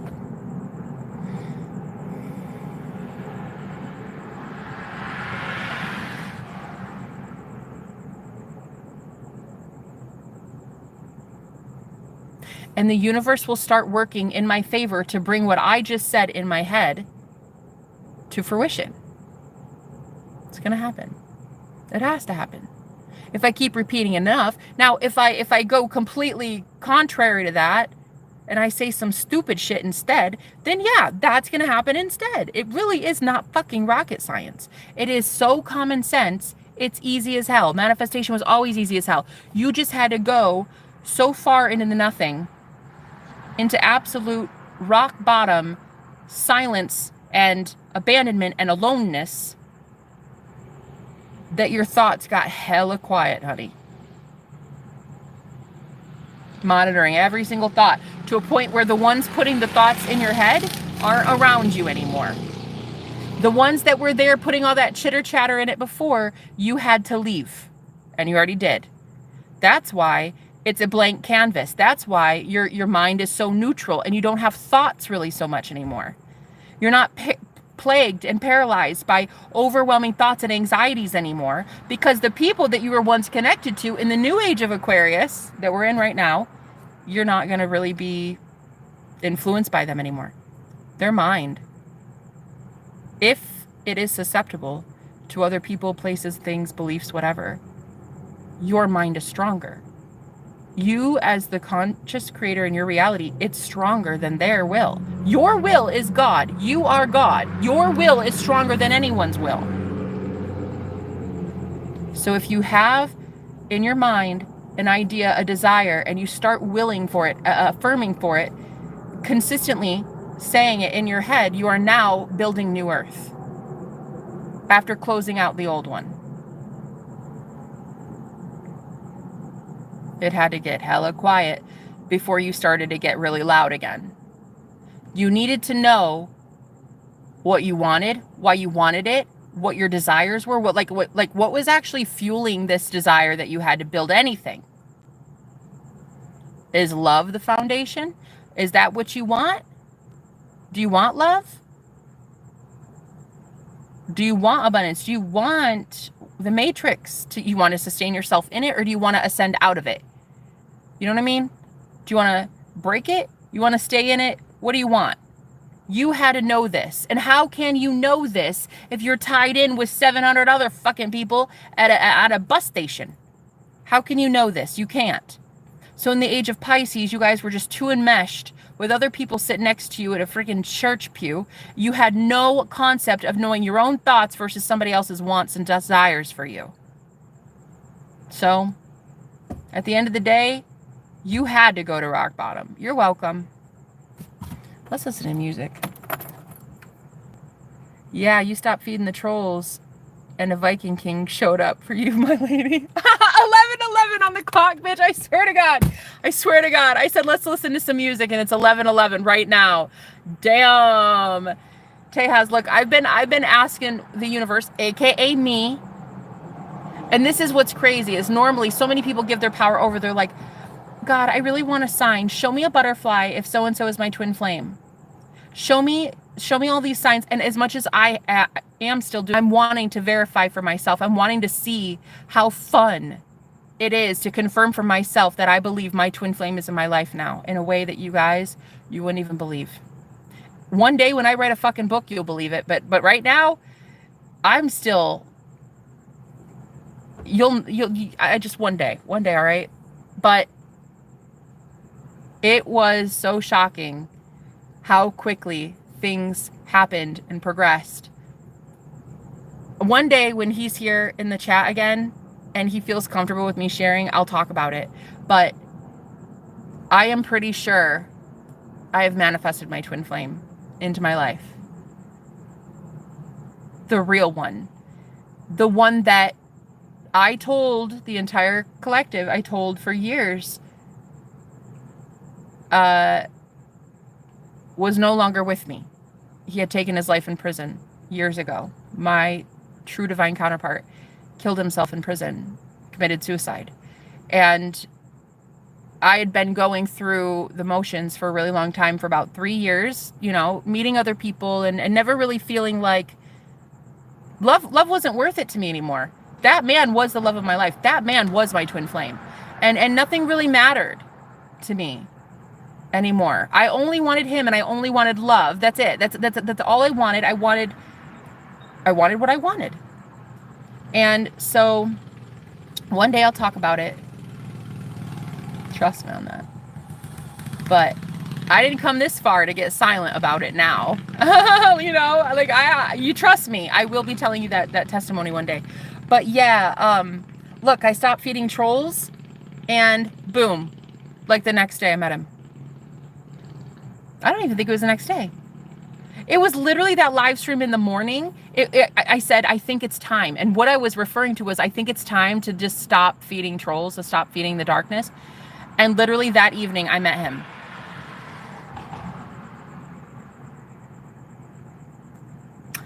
And ironically, in the live stream, there were people on my channel that were not welcome to be on my channel, and I was calling them out. I pray to holy angels to channel through me.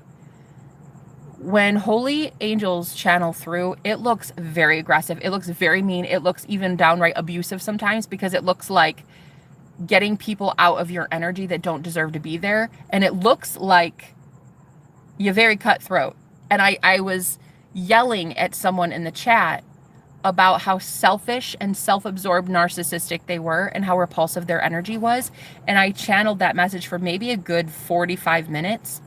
And as soon as I said, now leave, you're never welcome here again, I don't ever want to see you ever, ever, ever again, boom, this new guy showed up on the live stream. Right after clearing out fucking trollish behavior, narcissistic energy, calling that shit out. I swear to everything, girl, it was so immediate that you can't help but notice this shit. You can't help but notice how powerful you are. You can't help but see it, witness it in live time. Like, oh my God, I stopped feeding trolls. which brought him into my energy field. But then I called out someone in particular on my channel that really shouldn't have been here, that was blocking me energetically from this man showing up. And then boom, minutes later he shows up. I'm telling you, you start to realize like, oh my God, you're not really manifesting love. You're removing shit from your aura that is blocking you from knowing you've always been in love. All you're doing is removing the thing that put you in the state of illusion in the first place, that you were already with that person. You've always been with that person. You've always been with your twin flame. You've always been with the real one. Always. You know? Happy for you. That's fucking awesome, Jenna. And met me too as well. Yes, I did. I met you too. Yes, a Viking King. Love it. Love it. I really do love you. Thank you so much for the well wishes, man. Yeah, no, he's pretty fucking cool, man.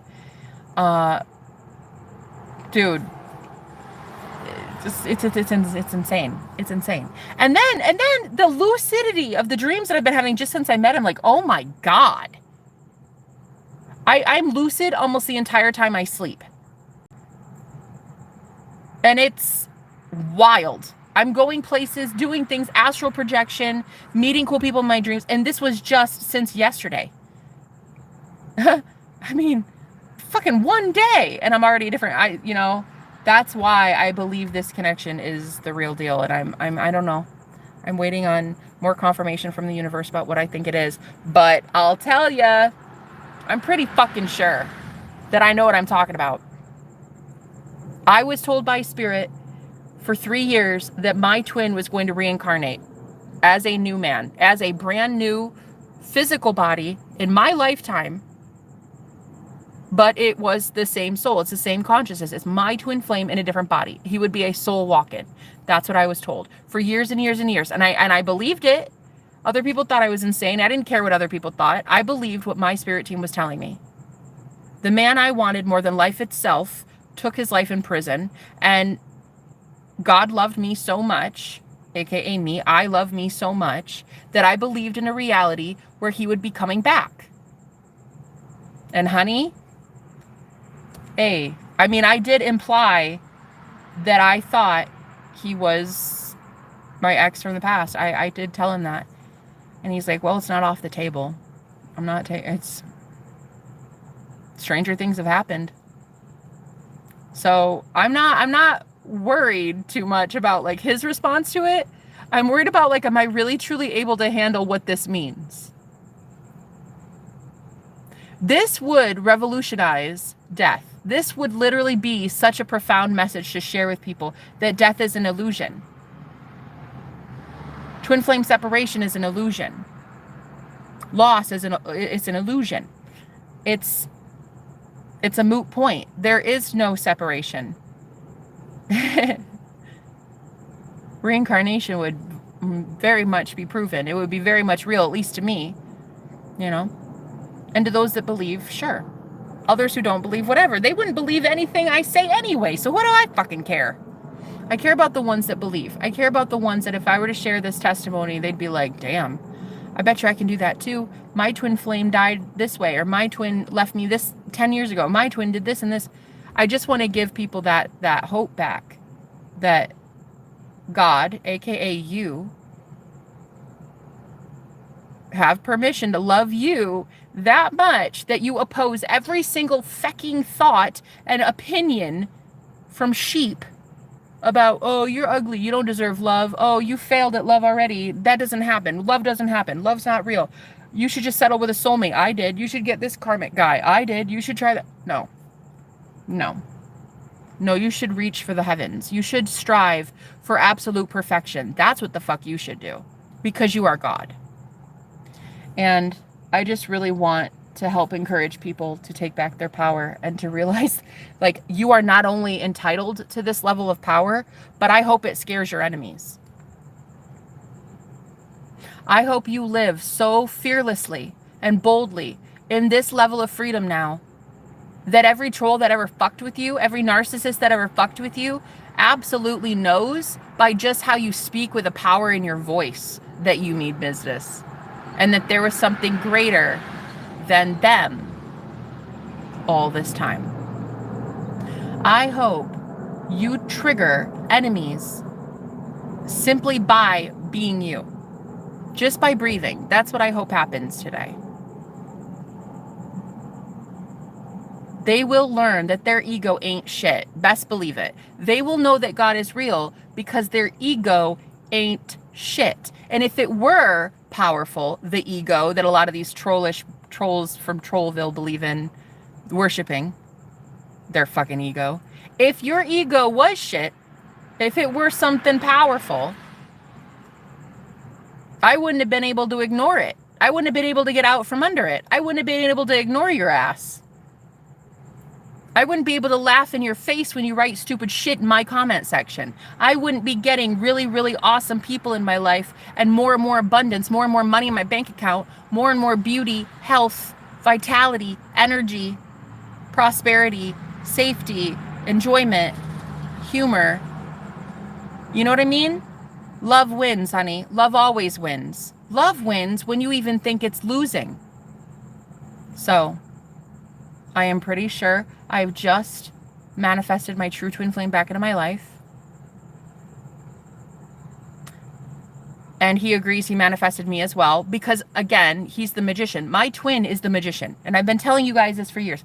If you Google me, you will see I've been talking about twin flame union for 4 years. I'm a paid twin flame coach. So I've been talking about twin flame journeys for a long time. But when my twin died, it kind of took that pep in my step and it just replaced it with like, I don't care. Like, I don't want to do this anymore. Like, I don't care. Yeah, I'm not going to settle, but I'm not going to like strive for much. I don't care. He was the only thing I ever wanted. And so last night we discussed the fact that I believe, and he believes as well, that he is reincarnated. He is a soul walk-in. And it is by far the most profound experience of my entire life. And it's something that I think I've not only manifested, but I've predicted would happen. And my assumption came true. The law of assumption. If you assume something to be true, it is. I assumed that invisible people were telling me my twin flame will reincarnate and be in my life in a different body, in a different form. My same lifetime, but he will show up as a different man. He will make a soul contract with that physical vessel and be in this physical world with me again through a different host, a different body. And I am 99% sure that took place and that happened and I met him last night. So. Oh, get out. That's so crazy. We were talking about Batman just before the live stream. Chicano Batman, Invisible People, good song. I've never heard it. That sounds awesome. Evolve or repeat. The choice is yours. Pick wisely. Yes.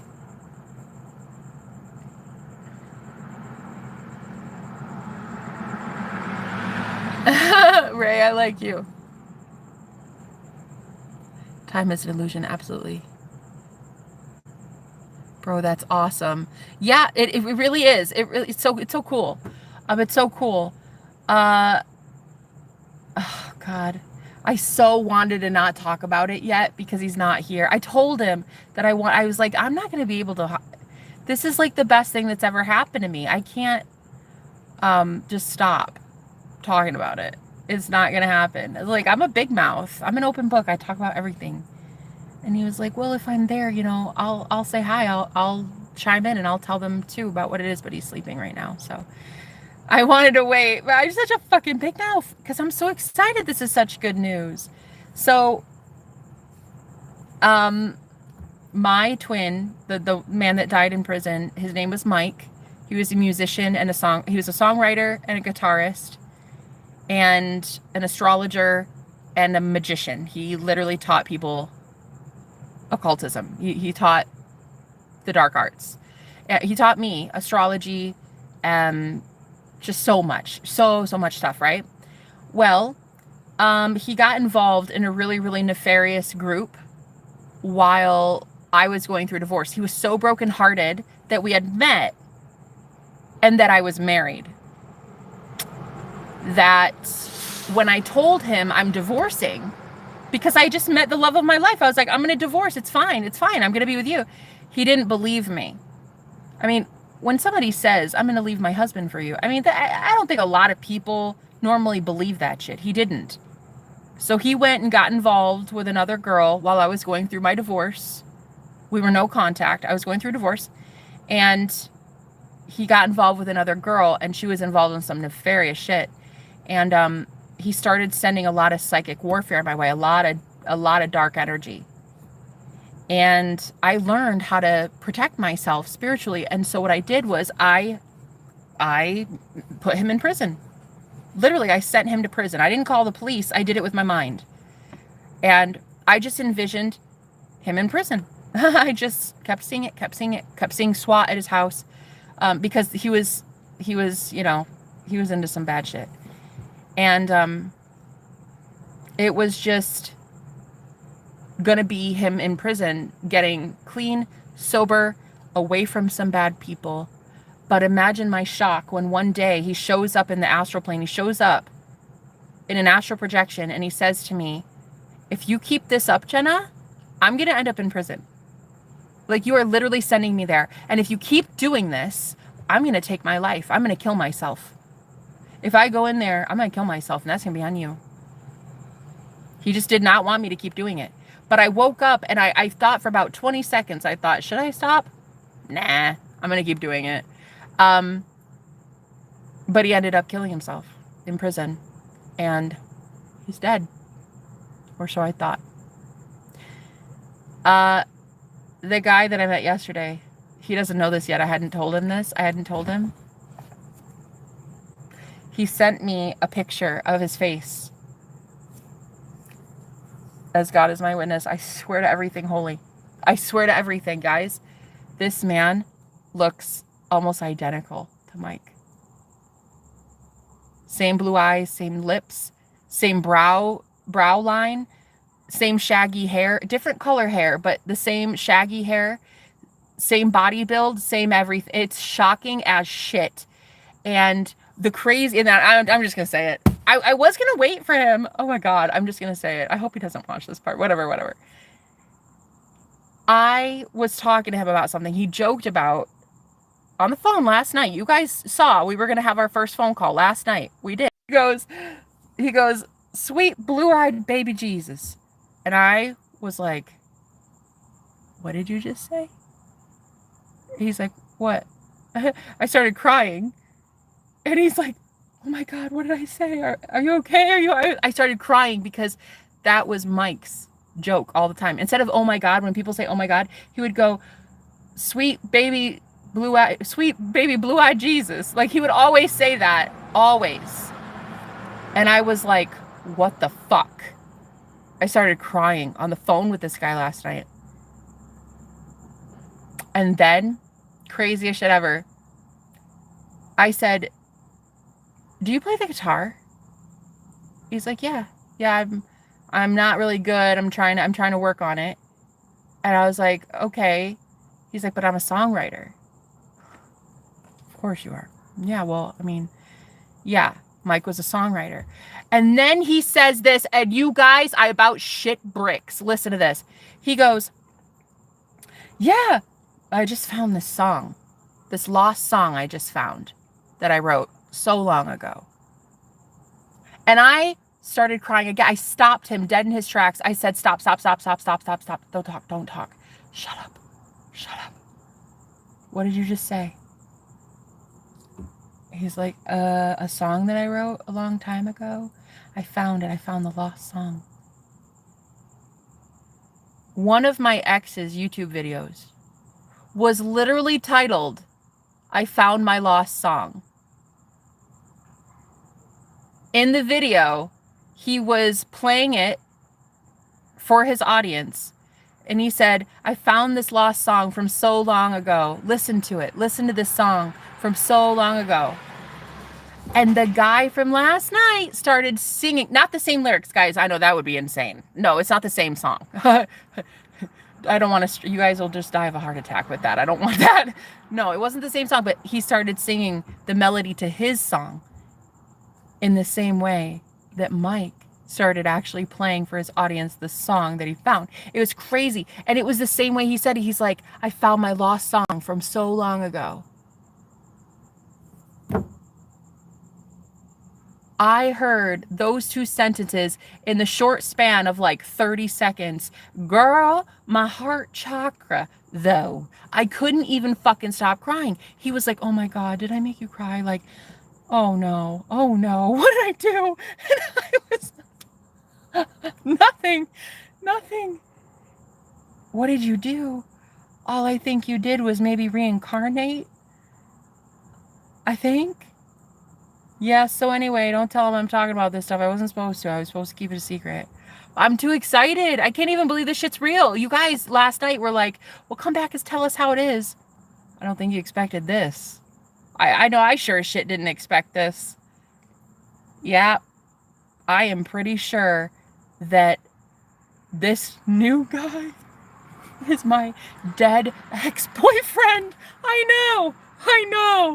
Oh, I know.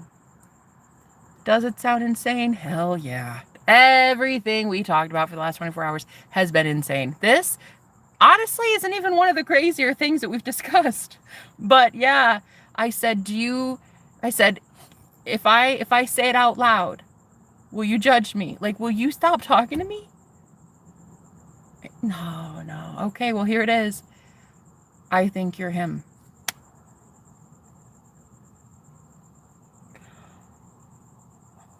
Oh my God, I fucking said it, bitch. I said it out loud. And he's like, well, I don't know. I'm not taking it off the table. It's very possible. He knows about soul walk-ins too. See, that shit freaked me out. Jenna, are you single? No, not anymore. Yeah, that would be insane if it was. Would it have been insane if it's the same fucking song? Oh, honey, first of all, I would need a straitjacket after that. Like, I would need to be put in some sort, I would need medication.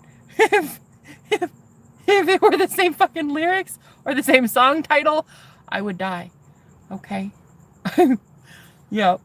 But no, it was just that he said the same thing that Mike said in the video. I found my lost song. After all these years, I found my lost song. And I remember so many people were like, why does Mike care about that so much? Like, he just babied this song. And I always thought it was so weird. Well, I mean, he's a musician, so it makes sense to me, you know? But it always stuck with me when he said that. I found my lost song. And here this guy says it. I found my lost song. And he smokes cigarettes too, just like him, just like Mike too. I was like, my Lord God, look, everything is him. I swear to God, it's him. It's him. It is him. I fucking know it. I know it with every ounce of my being. Call me crazy. I don't know. You know, it freaks me out a little bit that he would like leave, because I was like, oh, he's gonna think I'm so weird to believe such a stupid thing. But it's not stupid. It's just like wow. But yeah, no, pretty sure when you guys were like, oh, go talk to him, that'll be fun. You have no idea what the hell it was. It was just the most insane thing ever. Yep.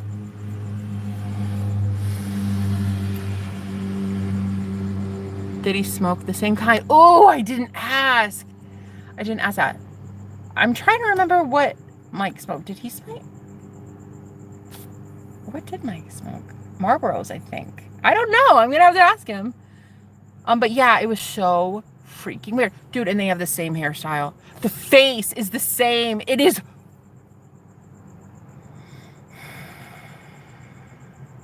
When he said, sweet blue-eyed baby Jesus, when he said those words, I about shit bricks.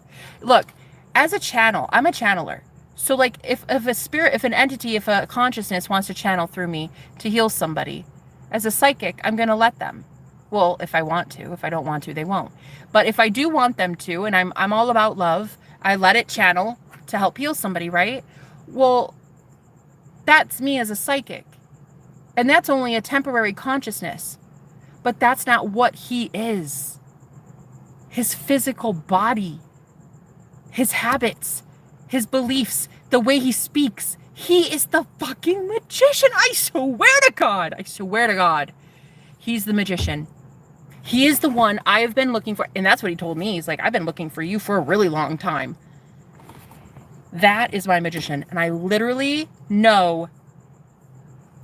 I know he's my twin flame. I do. I know. I don't like saying it because I hate the label anymore because people have ruined that shit for me so bad.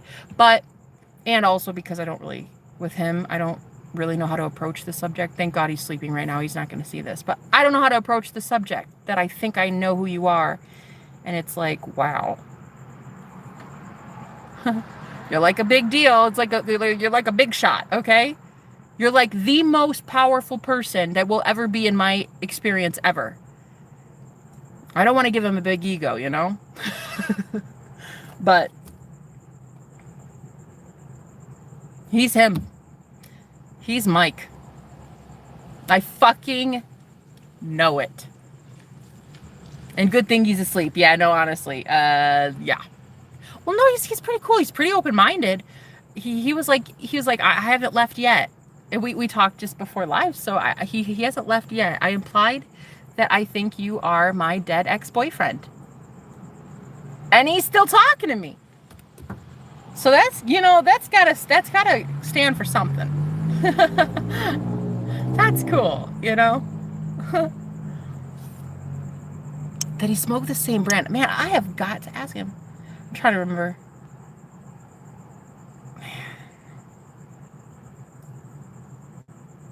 God, he was such a sexy son of a bitch. My ex, man, he had ladies out the yin yang. This man could attract anybody into his orbit. It was so fucking pathetic. It was cruel to all men everywhere. It was such a slap in the face to any man with a peni.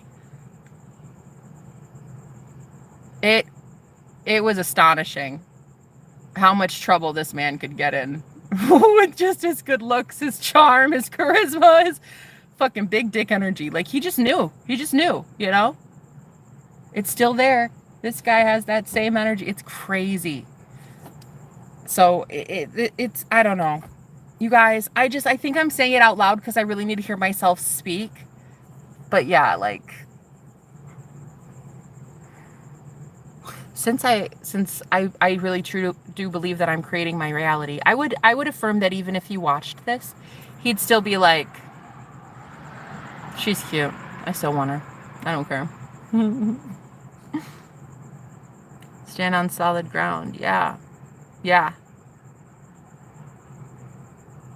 Bro had the max charisma build. Well, I mean, he was a guitarist, blonde, blue eyes, fucking musician. Had every girl hook, line, and sinker. This man just knew how to sway a crowd. Got himself in so much trouble, man. Though he got hooked up with the wrong people, the wrong everything. And he didn't believe that I was going to divorce, so he tried to replace me. And about 3 months after, I got divorced, and I moved in with my parents. I started my business.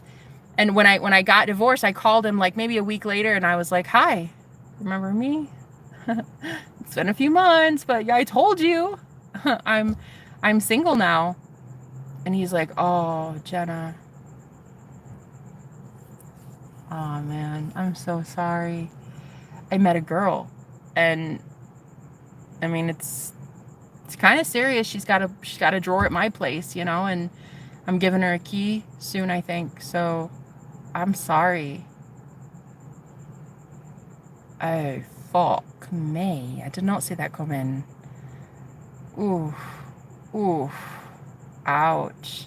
Yep. Nope. It was bad.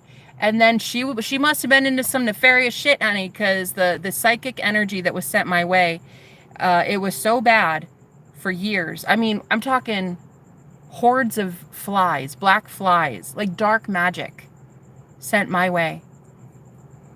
He got involved with her, and it was one of those like energetic soul ties, like a karmic bond with somebody that was so diabolical that it was influencing me, because twin flames are the same soul. So if one twin flame is affected by dark magic, the other is too. And so the only thing I could do was try to send him to prison. I wanted him to pay for what he was doing to me. I felt like he was hurting me, violating me, choosing dark shit over me, and I wanted him to be in a jail cell thinking about some things. So I imagined him face down on the ground with SWAT on his back at nighttime in his front yard. And I saw that image in my head repeatedly several times. I saw him in an orange jumpsuit. I saw him like sitting down with somebody visiting at the call station. I saw all of it. I saw him literally living in prison.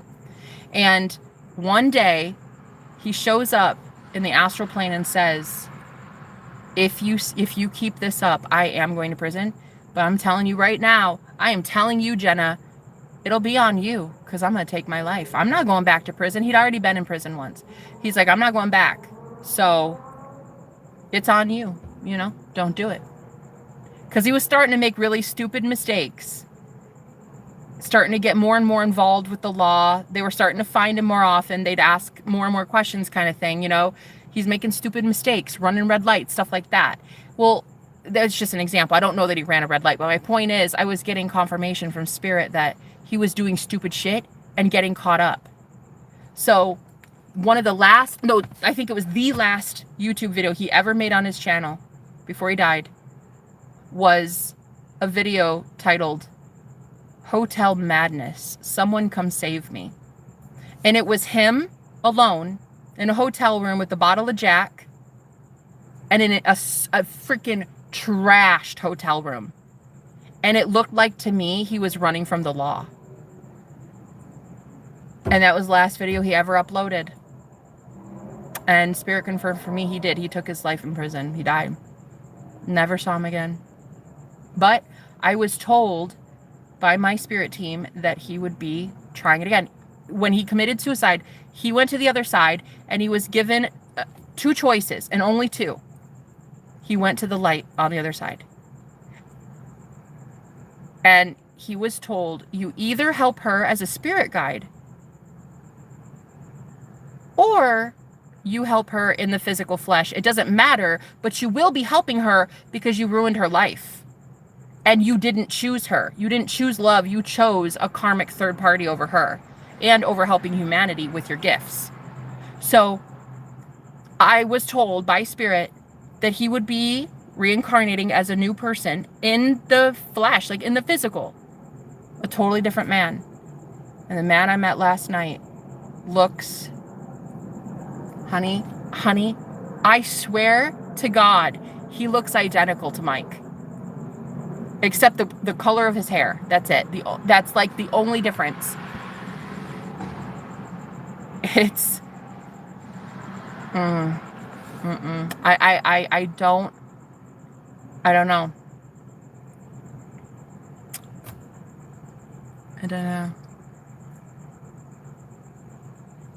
And I've been like the biggest advocate on YouTube for like online ever, I think, really, for twin flame union. I mean, I've been vlogging my journey for like 4.5, 5 years. I mean, this is not the first time I've been discussing twin flames. I'm a twin flame coach. I literally get paid to help twin flames come into union. So it's not like it's my first rodeo. It's just that after he died, I didn't really want to work on my business anymore. I didn't really care. There was no point. I wanted him and only him. I only wanted Mike. Willing to even leave my husband for him. Like, I wanted that man. So when he died, I got so depressed. And then not to mention, I started hating myself, thinking that I was the reason he was dead. So then there was that guilt. So then I would get involved with these guys who would just treat me like absolute garbage, and I was cool with it. I was like, that's cool. Yeah, you can treat me like that. It's not a big deal. I don't love myself. I actually hate me now. Hated life, hated everything. But I kept hearing, just sit tight. We're working on things. Sit tight, sit tight. But honey, I got it. There were times I doubted. There were times I was like, no, that's not real. That's not real. But every time I would meet somebody, I could feel him channeling through them. Like I could feel, they would give me a message and it would be him speaking. But that was different. Those were messengers. Those were temporary people. This is different. This is a physical incarnate. This looks to be the real deal. Like an actual soul walk-in. Plus this guy knows about soul walk-ins. Crazy as shit. He knows 4 or 5 of his reincarnations. He knows 4 of his past lives. He told me about them. He says, I lived them. I know them to be true. So there is, and he knows about soul walk-ins. I'm a soul walk-in, by the way. I died in 2019. I'm not the same soul that I was before I died. And then I came back. So I was told my twin flame will do the same thing. He will have been dead once and then he's coming back. But in a different body. Me, it's the same body. But him, it's 2 different bodies. And that's what I was told. And I fucking believed it until some people were just like, you're crazy, you're insane, you're a lunatic, this is so stupid. And, you know, just like a desperate woman who can't get over the loss of her ex. And I just was like, wow, maybe you're right. Like, God, maybe you're right. Maybe I should just get over him. And I couldn't. There was something so deeply ingrained in my subconscious. I kept having dreams of him. He'd still show up in my dreams because, like I said, they gave him a choice to be a spirit guide as well. So he was technically still a spirit guide for me. I'd have dreams. He'd show up in my dreams. He'd wake me up out of a dead sleep and make me be lucid in a dream.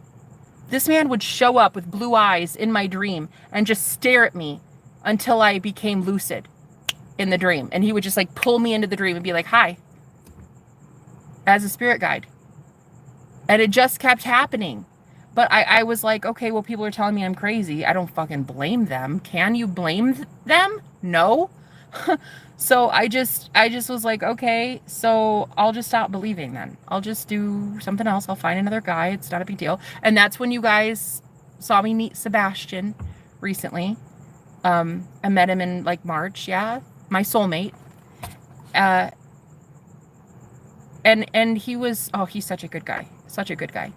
But like, I kept going back and I kept telling you guys, like, I can't get over my ex. I can't get over my ex. I can't get, I kept telling you guys because he's my twin flame. I couldn't get over him. And I think people were like, girl, just pick one. I couldn't pick one. So I was like, I want both. But, what's really weird is Sebastian and I broke up about 2 months ago, right? Well, we were no contact basically for 2 months until last week. He called me. Well, he had called me a couple times, but it was nothing like this. He had called me confessing feelings. He said, I miss you. I can't live without you. I need you here and I need you here now. Now, that was before I met this guy. I only met this guy just last night. This one I just told you about. So he confessed feelings and said, I need you here. I need you here now. I want it to be us. And I was like, are you really ready? Because like, we get hit with psychic warfare. Like when we're together, people hate us together, man. I was like, are you really, really ready to handle this? And he's like, I can do it, Jenna. I can do it. No problem. Girl, imagine my shock when like 2 days later he calls me and he breaks it off again. He breaks up with me. I was like, what? I was literally packing my overnight bag. I was going to come stay a couple nights. Are you serious? Yeah, I think we're better off just like not talking. Like, let's just end this. The fuck you talking about? I like, what the hell? I was like, is your mind, can it be controlled by somebody else that much? Cause like, boy, bye. Anyway, so he technically ended it with me a few nights ago. And I was just like, whatever. I didn't even skip a beat. I just knew this man was obsessed, absolutely in love with me, bed in love with me. It wasn't, I don't take the 3D at face value. I think when somebody says shit like that, they're delusional as shit. There is never going to be a man who rejects me, ever. I'm a goddess. So he didn't reject me. In my mind, I heard, I'm so in love with you. I can't wait to move in with you. Oh my God, I love you. I want your babies. Which in the phone call before that, he literally had admitted that he wanted children with me. So I was like, what the fuck? Breaking up with me? You just literally wanted my kids 2 days ago. So anyway, that's when I knew psychic warfare and spiritual warfare was real. And this man was being targeted. So I was like, you know what? I'm going to let it go. He needs to handle his shit. That boy needs to grow up. Okay? Like, figure your shit out. Boom. Because I let him go. I literally let him go. This guy shows up in my life a couple days later. Because I made the decision, I'm better than that. I'm better than the wishy-washy. I deserve better than that. And then boom. I'm almost 100% sure that I manifested my twin flame. This man is Mike. I swear to God, this is my twin flame. Yep. I know it. I know it. I just know it. You're amazing. You're so pretty. Don't let hate stop you. Keep shining. What a beautiful message. You're amazing. Thank you, babe.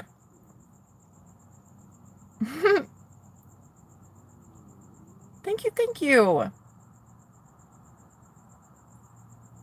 Hey, other rider again.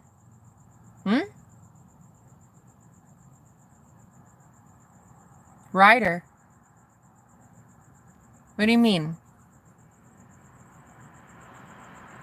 Oh, there's 2 riders. Oh, I see. I see. Okay, okay. Bro, chill, y'all. Stop being mean. I had a moderator named Ryder once. I was wondering if you got either one of you was my moderator, was my former mod.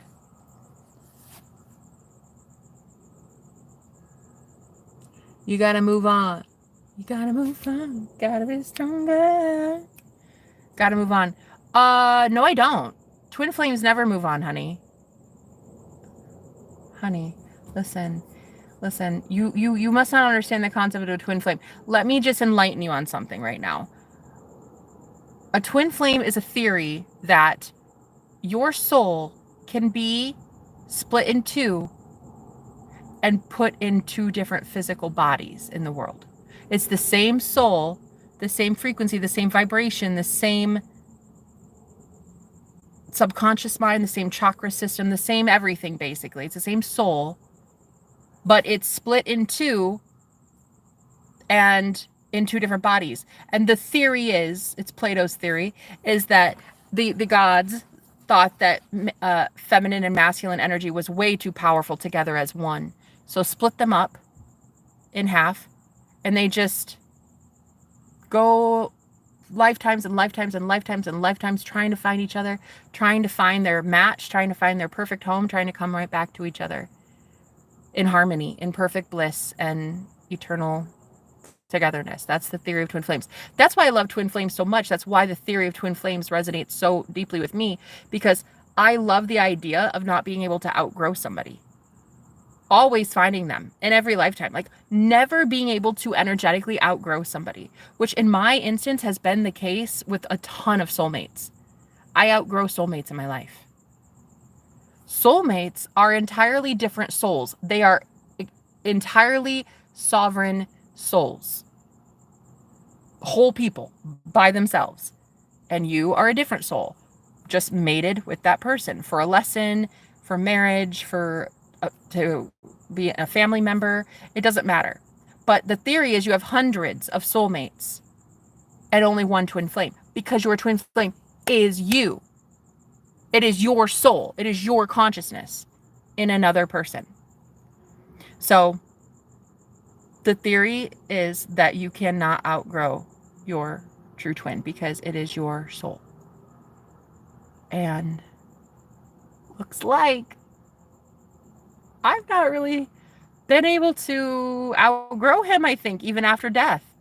I am going to be that girl on the internet right now, after only having known a guy not even 24 hours. I am going to be that girl that out loud is crazy enough to say, I think that guy's my twin flame.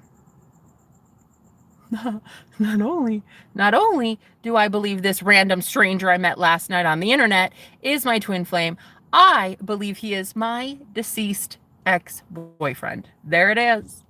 Oh, there it is. I am that crazy. I'm that delusional. I will gladly do it again. I am that crazy bitch. I would say something like that on the internet. I was the one crazy enough to believe that it was going to happen all this time. Everybody was like, you're crazy. You think that's insane. What the fuck are you talking about? Well, first of all, I literally get paid good money to help people with invisible dead people on the other side. So I don't really care if people think I'm weird. Like, weird pays my bills. You know what I mean?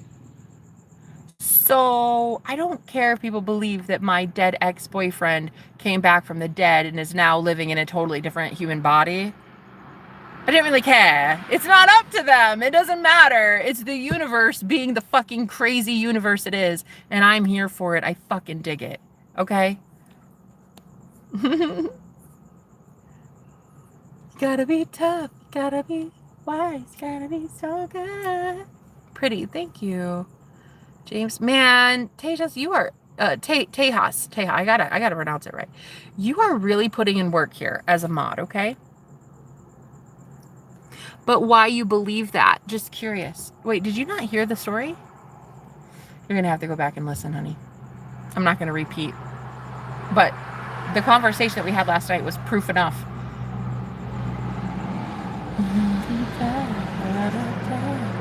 Yeah. Crazy. He looks identical. Blue eyes, shaggy hair, plays the guitar, smokes cigarettes. Same southern accent as well. Let's talk about it. Same southern draw. Trying to think, like, what else? Like, what else does there need to be? Shit, that's pretty convincing as it is. And then who in the...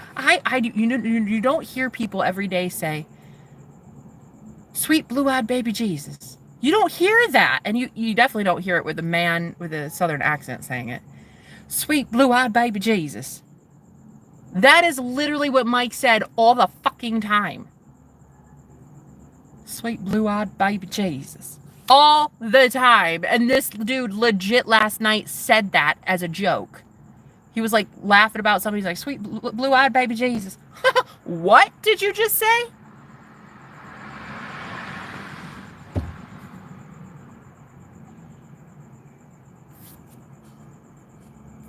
Oh, man.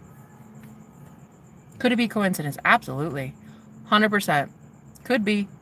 I just don't believe in coincidences anymore, though. I mean, some people do. I don't. I just don't. I have seen way too much crazy shit in the universe. I don't believe in coincidences anymore. I really have, at my soul level, guys, as God is my witness right now, I think I have convinced myself that this guy is legit my twin flame.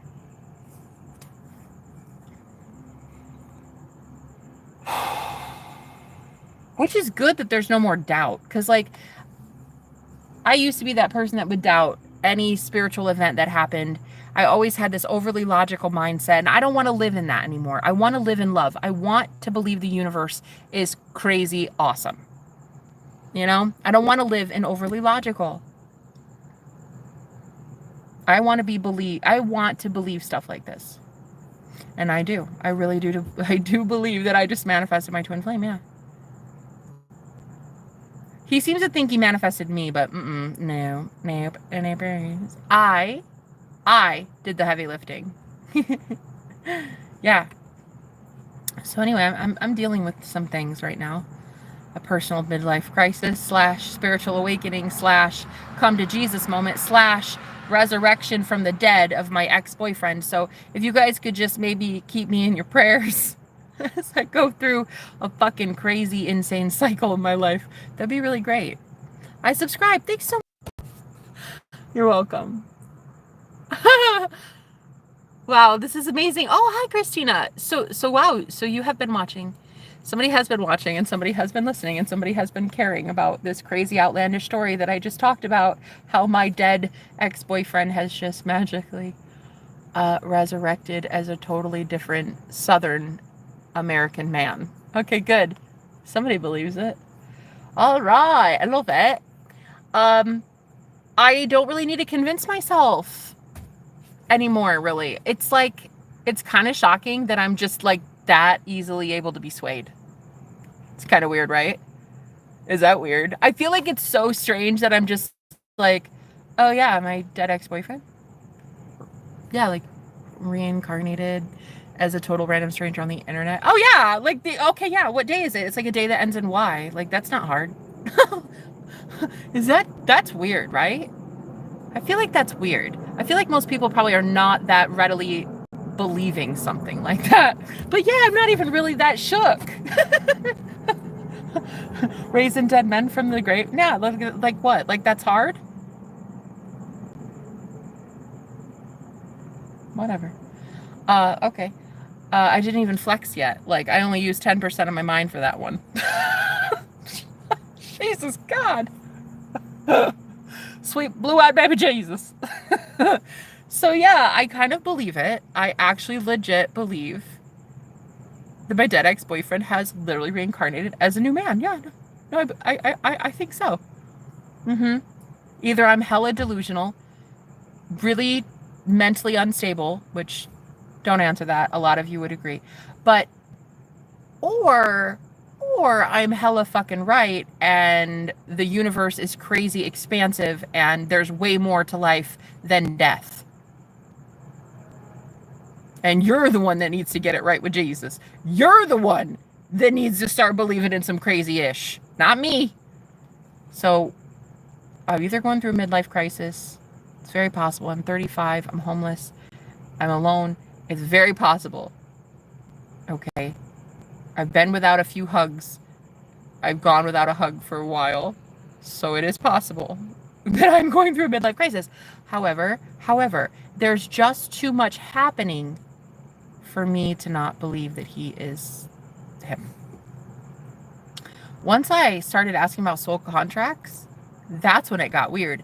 That's when he started saying shit like, oh yeah, did you know that this is how it's formed? And then this is what happens when a soul makes a contract with this one. And then there can be someone who violates the contract, and this is what happens when that happens. And this he started schooling me on soul walk-ins.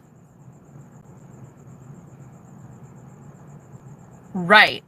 So like, about soul contracts, which is exactly what my spirit team was telling me for 3 years, is the man coming into my life, my twin flame, not only knows about soul contracts, but he is literally signing one to be with me.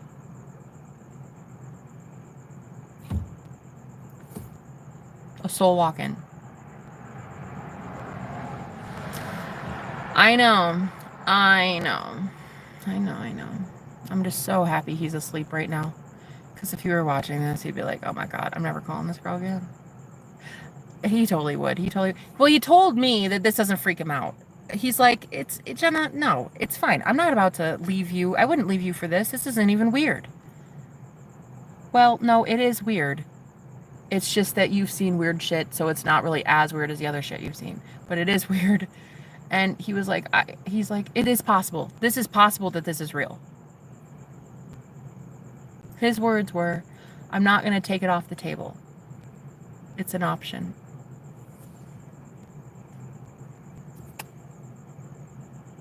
Oh my God. Plus, he knows 4 of his past lives. He told me he can recall 4 of his past lives. Vividly. He knows what he did. He knows how he died. He knows the kind of life he lived, the people he was with. He knows. This dude scares the shit out of me. I mean, I thought Mike was powerful. Like when he was alive, my ex, like, oh my God, he was so powerful. I mean, I called him the magician in tarot for a reason, guys. Like in tarot, the magician is the first archetype, first major archetype, and a powerful manifester, a very gifted healer, you know, very independent, just master of the universe kind of shit. And I always joked about it. I was like, I'm going to manifest my magician. I know he's coming back. I know he's coming back. Like, bitch, be careful what you speak, okay? So, yeah, I guess I'm that crazy girl who believes that I don't know, I, like, resurrected my dead ex-boyfriend. I did. Fun. It wasn't even that really, it's not even that hard. Absolutely slaying. Yeah, he's great. Oh, look, she likes you. Hair down, yes. Oh, Tejas. Oh, Casey. Hey, I like it. I like it. You're such a baddie. Yes, Slay Queen. A sticky syrup pie. Wait, guys, what? So, like, you... Okay, because, look, at first, when you say shit like this, in your head, it makes sense. And you're like, it's cool, let's be bold and say it out loud. That is when you like almost shit your pants. Because then people are going to judge you and be like, do you honestly hear yourself speaking out loud? Like in English, you hear yourself? So for you guys to be like, oh yeah, no, this is real. That could be real. I mean, you guys can't really tell me yes or no, but it could be. And the fact that you guys haven't laughed at me yet is really kind of nice. I like that. I like that. I'm kind of a big fan of people not being mean to me. I like it. How far does your twin flame live from you? 1,000 miles. Yeah, I Googled it. Don't tell him that either. Guys, he's sleeping. I'm not supposed to be talking about it at all. Well, I mean, I told him, I said, okay, so I'm an open book. Like, I'm not going to be able to stop talking about this. He's like, well, you know, if I'm there, I'll chime in too. I'll tell him. I was like, really? You do that? Yeah. I love it. I'd love it. But he's sleeping. And I didn't even mention the word twin flame to him yet. So like, shh, mom's the word. I didn't say that to him. I said that to you. So don't tell him. But yeah, I just knew, like, there is either some huge, massive cosmic prank being played on me right now, or this is legit real. And I have been for years told that this would happen. So I'm going to actually go out on a limb. I think it's real. I think it's real. He's awake because you keep running through his mind. Oh my God. Oh no, I just coughed too when oh no.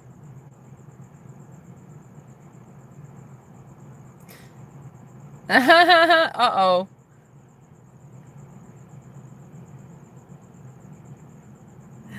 If in a universe made of energetic holograms, manipulating reality or you're manifesting realities is a byproduct of our existence. Yeah, true.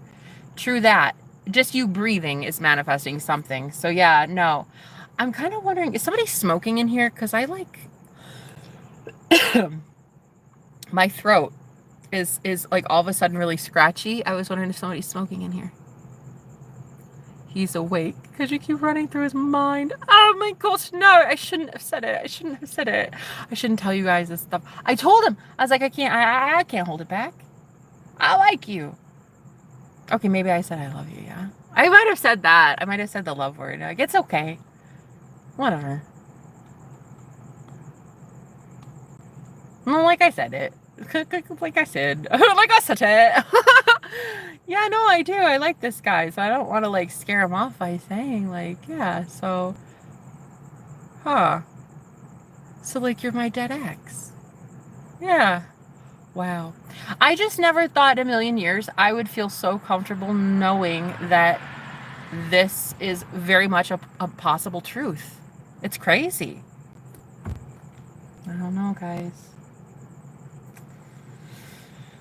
Oh, man. That's when you know I'm way too comfortable talking about spiritual shit. You know? Like, I'm almost desensitized to weird shit. You know? Like, if on a daily basis I talk about aliens, past lives, dead people, channeling, portals, UFOs. You know what I mean? I feel like I'm just asking for it at this point. I'm asking for something freaking weird and magical to happen. Like, if this is my level of magic on a given day, just sitting on my rump talking to a group of people, like, if my level of magic is absurd craziness, then I feel like my love life would have to match that. Like, I don't even think it could be a romantic interest unless he is my dead ex. Like, you know what I mean? Yeah, I just kind of feel like life isn't even fun unless we're talking about, like, me raising somebody from the dead like Lazarus. Like, it's not even magic, man. You know? Oh. Anything is possible. Well, he may be awake. Oh, it's okay to love. Oh, you're so sweet. Oh, you are really an awesome mod. I love all these topics to talk about as well. Really? I'm huge into aliens. Ah, oh, dude. How long has your ex been past? About 3 years, yeah. 3 very sad years. And I kept getting involved with these other guys, and I was just okay with mediocrity. I was like, meh. You're definitely a meh, like a mid. But it's like, it's okay. It's like, I mean, it's not great, but it's like, you know, it's like I feel less alone, you know, but then not really, because I still felt alone within these connections too. It's like even given Sebastian, you guys know, because I met him on a live stream too, like, but he was at a restaurant we met, anyway, my soulmate, Sebastian, a soulmate, we all have tons of them, a soulmate option that was afforded to me. He was, also kind of giving me breadcrumbs lately, and I'm not about it. I don't like it. Like, I don't give a shit how cute you are. I deserve, as a goddess, to be treated with some goddamn respect, okay? So yeah, like I was even wondering, like, okay, when am I gonna feel like I'm a top priority? I think I'd have to wait till I'm 95 years old and on my deathbed. And I'm not waiting that long, queen. There are some things cobwebby, and I'm not waiting forever, okay? Hello. Hi. Yeah, he's been gone for 3 years. He took his life in prison. But I blamed myself. I thought, okay, well, so I put him in prison, and then he killed himself. Okay, I'm like a horrible person, and honestly, I kind of deserve men treat me like shit, and so I settled for a long time. But you know what actually did it? The best thing that ever happened to me was my eviction. I had an eviction. I got evicted in January. And that was like the best thing that ever happened to me, because that really woke my ass up to the fact that I was really involved with guys who were energetically harvesting energy from me and never giving me anything back. These men were never going to commit in the 3D world. They were just siphoning from me as a healer, as a high priestess, and they were never going to give me anything back. And so it even affected my wallet. Like, that affected my livelihood. So yeah, I got evicted in January, and I've been homeless ever since. So yeah, really nothing really sends your ass to God quite like living in your damn car, honey. So I don't settle anymore. I don't settle. I'm done settling. I am literally, when it comes to romantic relationships, I'm freaking done. If you are not the real deal, and I knew who the real deal was. I've met him already. I know who he is. That is the standard. And if you're not him, bye. Sorry. I don't know what to tell you. I don't care if it's an imposter. And that's what I told this guy. I said, I don't care. I legit would dump your ass in a second too. I'll just leave everybody. Boy, bye. For fuck's sake. Don't even call me. Like, if you're not him, I don't want you. I'll literally walk this earth alone for the next 50 years by my damn self. Or the next 500 lifetimes. I don't give a shit. If you're not him, my spiritual husband, my magician, I'm sorry. I don't want you. And that's it. That's God's honest truth. I don't want you. And I'll boot you to the curb because I'm saving space for my magician, okay? My Mr. Magic Hands. I'm saving space for Mr. Magic Hands with his magic wand. Get yours out of here. I don't want any of that. I want the real deal, and if I don't have that, I don't need it. You know? Aw, I'm 51. It gets lonely. I'm sorry. Poor choices put him in prison. You had no control of his mind, sweetie. Oh, thank you. Thank you for loving me, babe. Yeah. Well, thank you for being that way. Thank you for being that way. Thank you for being sweet. You know. But I knew he was going to do it because he told me he was. He said he would. I knew there was a possibility he would do it because he was the type to... But see, actually, he was the type to try to get attention from shit like that too, though. Back in the day, he was the type that would threaten something like that just to get attention and sympathy. So at first, I really did think he was just bullshitting. But I knew that there was a possibility he was telling the truth, that he would kill himself, and he did. And I beat myself up for so long. But I think that's why today I feel like just so zen and so peaceful and so calm. It's just like, if what I'm saying is true, and I just met him again, like, that literally means, if this is true, that literally means that life goes on after death. That death is simply an illusion. It is not even real. It really isn't. And even suicide too, because, you know, and I'm not promoting suicide, I would never, but you know, in the Christian religion, how everybody's like, oh yeah, but suicide, that sends your ass to hell and you're there forever or some shit. I don't know. It's like, he killed himself and he still gets to have another shot at life. Like, what? Why would a loving source not allow someone who does something like that to have life again? You know what I mean? We're eternal. We're love. We're unconditional love. So, for humanity and talking about this stuff. Another thing as well, when everybody's like, oh, well, see, my son committed suicide or my daughter did or whatever. It's like, there's such a stigma because religion has put such a fucking stigma on, like, oh yeah, well, you know, my child's gone, but then my religious pastor says that he's in purgatory forever. The fuck? No. Nope. No loving God would do something like that. Period. That's it. No loving God I want to worship. Shit, you want to go try to worship a God that would punish somebody for eternity? Go fuck yourself. I don't care. I'm not doing that. I'm not about to worship a God who would put anybody in hell. Intentionally. I mean, technically, I did put him in prison intentionally. He deserved it, though. But not an eternal punishment. Just like a couple years doing time. It's not a big deal. But like an innocent person,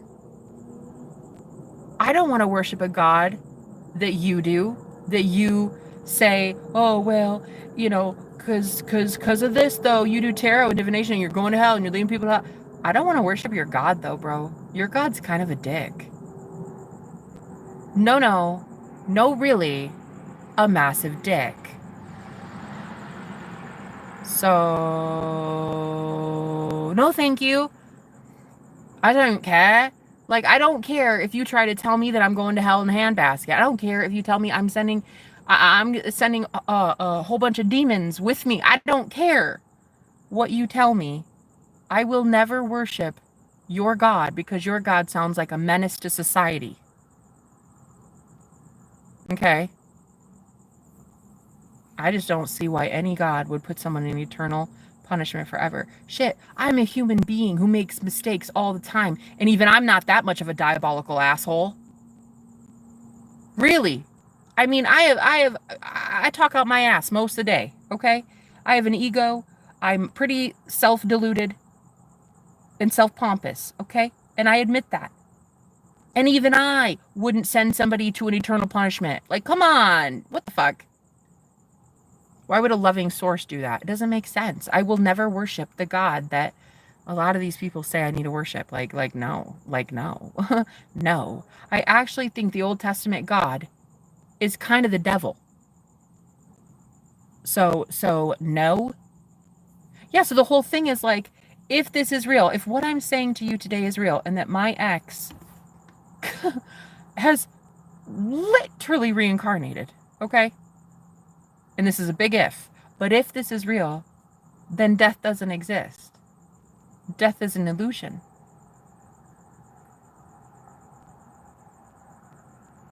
Well, I mean, you get that, right? Like, death literally does not exist. Okay, let's try it again, a little slower.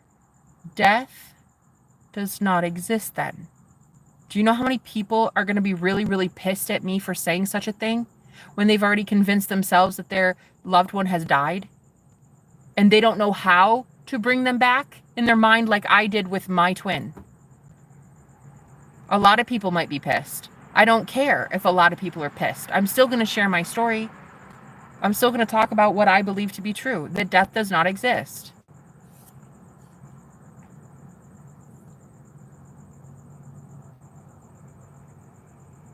Aw, things happen for a reason. You deserve the best. You deserve things that are great in your life. Believe in you. Thanks, Tiffany. What state are you in? I'm in Arizona. It's very real. Not your fault. Aw, thanks, babe. Yeah, just like all the dinosaurs sitting in limbo as well. I know, right?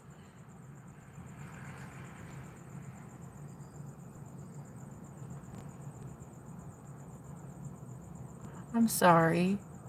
Oh, thank you so much, Failsafe. Failspace. I agree, Jenna. That's, yeah, I just don't want to worship that guy. Like, everybody's like, well, he's going to send you to hell, though, and we're correcting you, and we're trying to love you, honey. We're saving your soul. We're loving your soul. I'm like, but I literally sit here every single day, and I tell you, like, my soul's okay. Why do you think that you have to save me? Love to somebody is back for you, and that is true love. I understand where you're coming from. Everyone looks for signs and beliefs. Each person has views on things. Tiffany, oh, I love that you, oh my God, you guys, I love that you're humoring me on this because I felt so stupid saying this out loud. Like, I feel so relieved knowing that some people are like, yeah, no, that could happen. That could totally be true. Why not?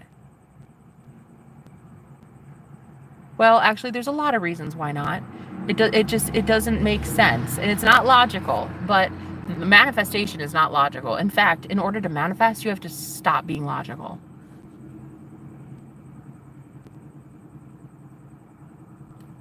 No offense, I don't, because the thing is, God doesn't send anyone to hell if a person goes to hell by their own choice. I kind of agree with you. I actually do agree with that sentiment. Yep. I really think that we as free will beings, we are sovereign and we have free will, and that we can decide to go to hell if we want. Hell as in pain, as in suffering, as in detachment from God, or thinking you're not God. Thinking that you're powerless. Thinking you're weak. That is hell. You know, suffering, pain, loss. That illusion of separation, that illusion of death, that illusion of pain. It feels fucking real. And while it is real in that you're feeling it in a visceral sense, it also can be cured like that. You can also heal your pain like that. You can also come back like that if you die too, because I've been dead and I had a near-death experience and I came back. So I guess my point is, I don't know what my point is.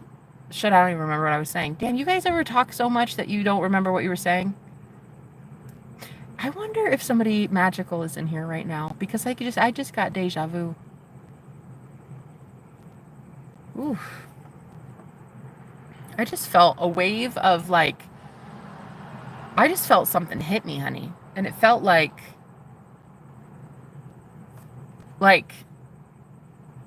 whoa. We'll see. Thank you, Crimsons. I'm so happy you're here. Wow, it's nice to meet you guys. A lot of you are new. I've never met you before. Have you guys been watching my channel a while? Like, I didn't know that any of you existed. No offense. But you know what it is? I'll tell you what it is. It's that I've been feeding the damn trolls. That's it. Bitch, that's it. I've been feeding the damn trolls so goddamn long that I forgot good people existed. That's what it is. That's what it is. I couldn't even find you guys because all the loud assholes that were getting fed before you. I'm sorry, guys. I'm sorry. Okay, honestly, I honestly don't have a problem with you, Jenna. Okay, I love everyone, but I do believe in God and love him. I'm sorry if that offends you. Why would that offend me? Why would you loving God and having an opinion and voicing it respectfully in my chat offend me? I'm not offended. Babe, I love that you have a view. Hey, freedom of religion. That's what I'm about. Freedom of speech, freedom of religion. Girl, I love that. You're being very respectful and you're saying what you believe about hell and God, and I dig it. I disagree. I mean, I don't disagree that much with you, but even if I did, like, you're respectful, so what do I fucking care? So what? You got a different opinion. I don't give a shit. Stare into the camera and look into my eyes. Oh, I can't, because I might be a taken lady soon. I can't put you in a trance. Can't do that anymore. I actually told myself recently, like, I gotta really start acting the part. I cannot act like I'm chronically single anymore, guys.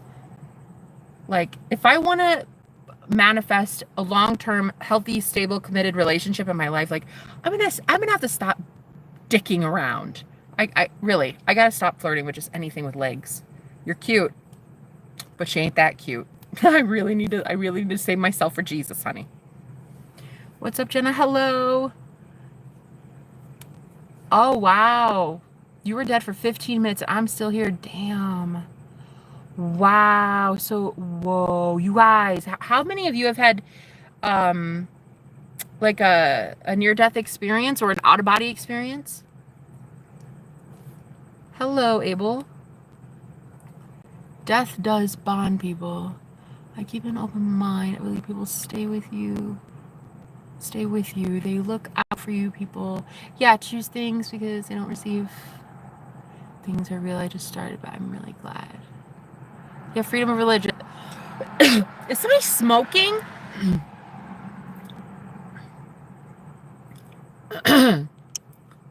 Dude. I got this like random tickle in my throat. I joined. I'm glad to know your channel. I'm glad I got to know your channel. I died. I broke my leg in half and broke my neck. Oh my Jesus.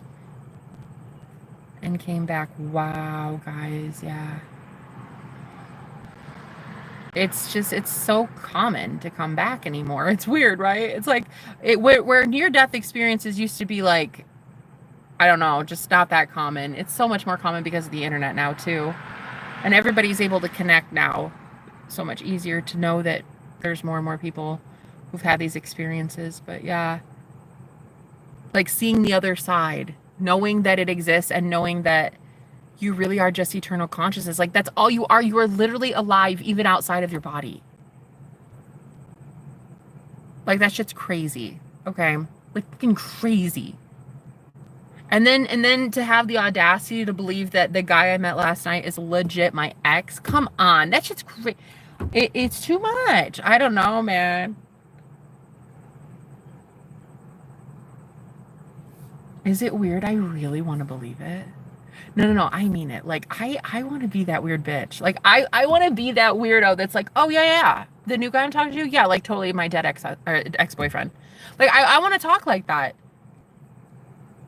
I also, what I want to say? I want to say that I have, like, millions of dollars in my bank, too. Yeah. I want to talk like that as well. Is it bad that I want to just talk like that all day? Yeah. And just be so delusional that, like, all of reality agrees with me and is like, yeah, no, you're a millionaire. Yeah. Duh. Duh. And then also, yeah, your soulmate, your dead ex-boyfriend. Oh yeah, duh. Duh. Like, you ever just want to just say fuck it. Let's just try it. I think it's cute. I want to be so delusional. I just want to see if this works. Yeah. I mean, the alternative sucks. I'm tired of paying like $4 a fucking gallon of gas. I want millions of dollars in my bank account, bitch. I don't want 10 cents there. I want $10 million. You ever just get to that point, you're like, honestly, for shits and giggles, let's just do it. Let's see what would happen if I really affirmed in my head that, like, he was okay with this. Like, our connection.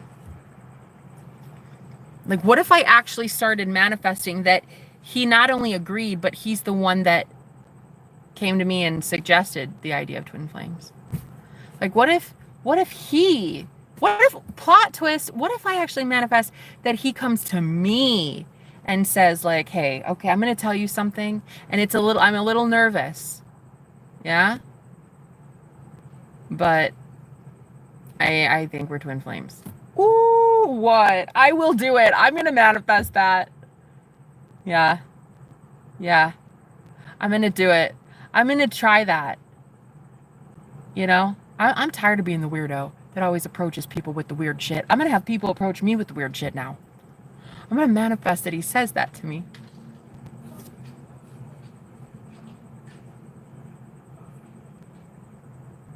Hi. Oh, we became best friends. Oh, that's sweet. Hi, Tiffany. Hi, Clint. Yeah. Don't overthink it. Trust in yourself and your ability. Yeah, your twin soul. Mate, that you found love. Affirm everything and also believing good things will happen. You deserve everything good in your life. Tiffany, you're such a sweetheart.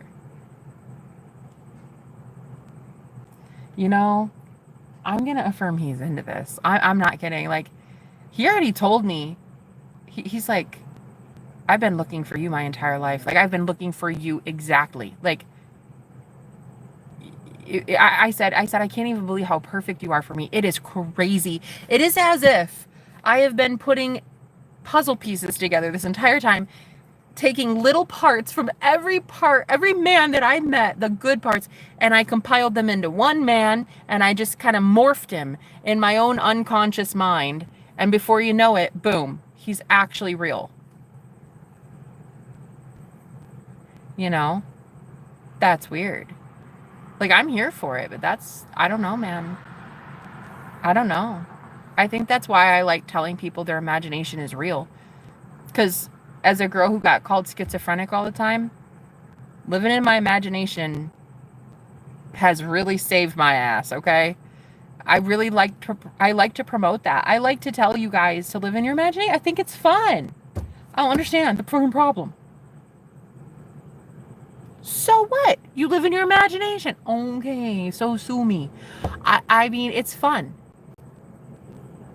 Yeah, other people can't see the shit that you see, but like, okay. And they can't see oxygen either. Or gravity. I don't know. I just really want to tell people that your imagination is reality. It's not like, oh, it could be real. No, it is. It literally is. So when you imagine something enough times, that shit comes true, good or bad. I swear my stepdad is my dad in disguise. He looks just like my dad, acts just like him. It's crazy. Girl, hey, look, stranger things have happened. Who just said that? Somebody said that. You never know. You never never know until you do one day. Maybe you will get to know. I don't know. You can't say you never know, because like if you start asking the universe for signs, you'll see signs, bitch. You'll see signs. But again, you're God. So if you've already determined that something is true, it's already true. Why do you need the signs? The signs are a moot point. It's irrelevant. Okay, cool. You see a bumper sticker. Hallelujah. Okay. Congratulations. Who cares? You've already assumed something is true. You don't need fucking confirmation. It's like you are your own validation. You don't need the 3D to tell you, like, yeah, you're a millionaire. No. You tell you you're a millionaire until you are a fucking millionaire. You tell you that your dead ex-boyfriend came back to life as a reincarnated new soul here. Okay? You do that until that shit solidifies in the 3D and it becomes believable. I guess. I don't know. I've never done this before. I'm winging it. But yeah, I mean, I just want to live in my imagination so often and so readily that people, I guess if they call me schizophrenic, they can, but you will just call me blessed. And then I'm going to teach other people how to do the same damn thing and get their manifestations because they're just as fucking crazy as me and that they want to live in their imagination all fucking day. So you got a problem with it. I don't really give a shite. Pull the stick out of your ass. I don't care if you have a problem with me living in my imagination. You're just salty as hell because you don't fucking have one. Because you lack creativity. So yeah, I just want to live in my imagination and manifest the man of my dreams and then help you guys realize like, yeah, it's all real. Don't let anybody with a clipboard tell you that you're schizophrenic if you don't believe you're schizophrenic. And I should know what that's like because my grandmother was bipolar schizophrenic and like she would, like her doctor would tell her that and she just believed it. Look, I'm not saying don't go to a therapist. Guys, if you've got something going on, like really, really get help. I'm not kidding because sometimes that shit is chemical and you really do need to get it sorted out. All right? Like go to somebody. But overall, in general, I don't listen just when somebody's like, oh yeah, but like, you don't deserve love though. The fuck you talking about? Oh yeah, but like you're fat and ugly and like nobody could ever love you. Like the fuck you talking about? Oh yeah, but like you talk to like invisible people, so you're fucking weird. Like what the fuck you talking about? Please. Bitch, I am normal. I'm the standard of normal. Okay. I'm the standard by which we measure normal. Okay, maybe that might be a little bit of a stretch, but I'm normal, okay? And I determine it. I determine it as God. Right? Don't answer that. It is right. I swear my step. Yeah, that's so cool. Maybe he is. You never know. Hello, hi. How you doing? Emma and Jess. Hey, Isaiah. Hello. I have to go see you soon. Bye, honey. Good night. Bye, y'all. See ya. Love you, Jenna. See you soon. Bye-bye, sweetheart. Thanks for being here. Wow, guys. Yeah, I might have to go too because one, I'm hella thirsty, and two, it is like hot as motherfucking hell in this desert. I'm in a desert, okay? And it's almost 1 a.m. So I'm gonna go. But guys, I love you very much. Thank you for entertaining the idea that I just met a guy who may or may not be my dead ex-boyfriend. Wow. I feel like I actually have friends. Because, like, you guys just told me I'm not really crazy for that. That's so cool. Yes, I agree. See, I'm not crazy. It's a little outlandish. It's a little out there. Sure, but crazy? No. Totally possible. Totally doable, you know?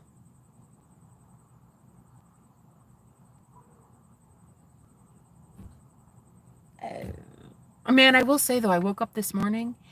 First thing I thought was how nice it is to know that I have him back. It was such a weird feeling. It was like this deep knowing that like it is real. Because the first thought I thought when I woke up was, oh my God, I get to talk to this guy today. And then I said something like, I'm just so glad I don't have to ever like only think about you in my imagination, like you're actually here in the physical or something. And he's like, yeah, I'm here to stay. And it's just, it's so weird. Like, what if this is real? You know, like, what if that's serious? Like, what if that is for real? You know? What if what I'm saying is true, guys?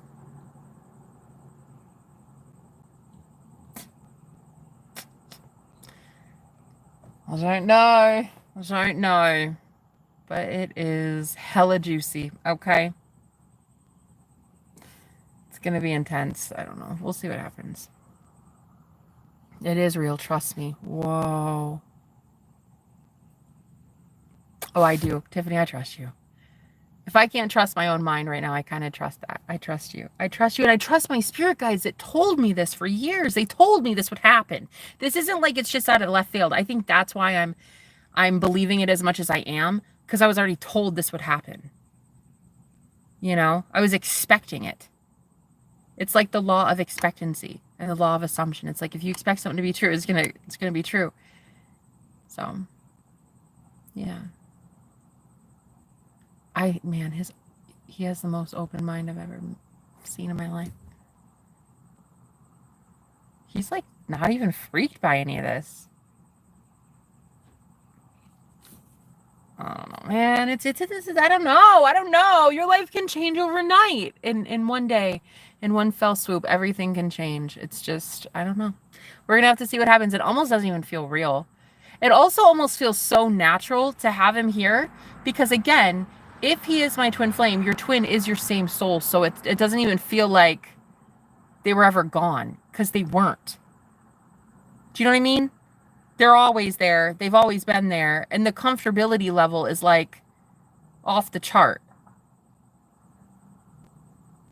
You know?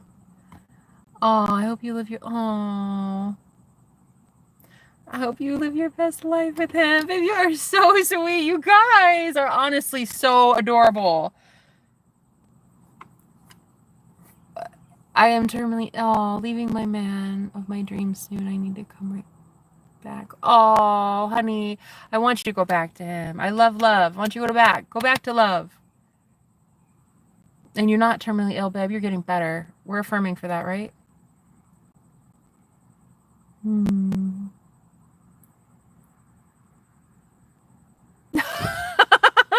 Your mom said that's funny. Why are there so many people with the name King in here? You know what's really weird? I kind of feel like somebody is watching me that is a former mod of mine, yeah. I don't know how I feel about that, because his first and last name is in here now. People are talking about him. Like people are mentioning their name. His name's Ryder. And I haven't talked to him in a while. I wonder if he's watching me.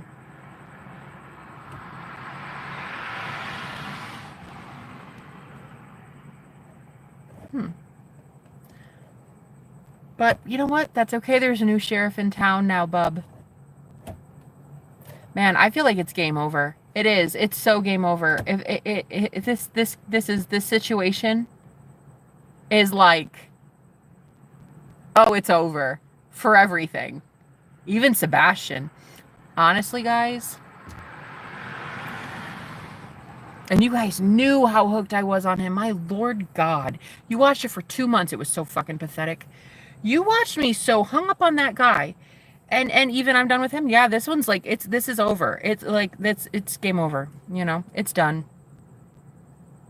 End of story, end of days kind of shit. It's done. Your mod is fire. I know. You hear that? Tejas, look at you. You are like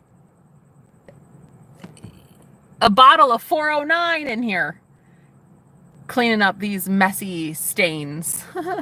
Hi, Riley. Thank you. New sub. Awesome, girl. Yes, thank you. God bless. God bless you. I know what you mean. Yeah, it's weird, right? And it's because my spirit guides tell me a lot of things. Yep. Because your ancestors looking out for you. Yep. And others. Exactly. Big oiled up black man just subbed. Okay. Hey, how you doing? The Jesus. Yeah, he's the Jesus. Where are you? I am literally in my car right now. I know, he's great. He's great. Oh my gosh. You know what I just thought of? Oh my God, what if I could totally matchmake I'm a matchmaker for soulmates in my live streams. What if? Look, we got Christina here over in this corner, and we got Tejas over here in this corner. Tell me you're both single, please, because I so want to manifest this love connection. Let me do it. Thank you. You know, I've always wanted to do that. I've always wanted to manifest somebody meeting their perfect soulmate right in front of my eyes. I wanted that so bad. Oh, please just let it happen. You're both single, right? Can I get to know someone as beautiful as you are? Yes, Kevin Scott, what you could do is you can look in the mirror and you can tell yourself you are so beautiful and you can fall in love with you.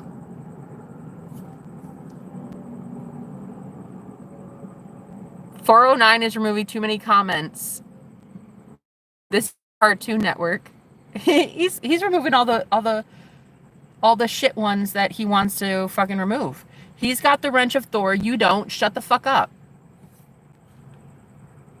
Things are getting better for you and others as well. Agreed, Tiffany. Agreed. Not single. Oh, I'm single. Oh, are you, Tejas? Madly in love with the man of my dreams. Oh yeah, you did just tell me that. Fall in love with your mod.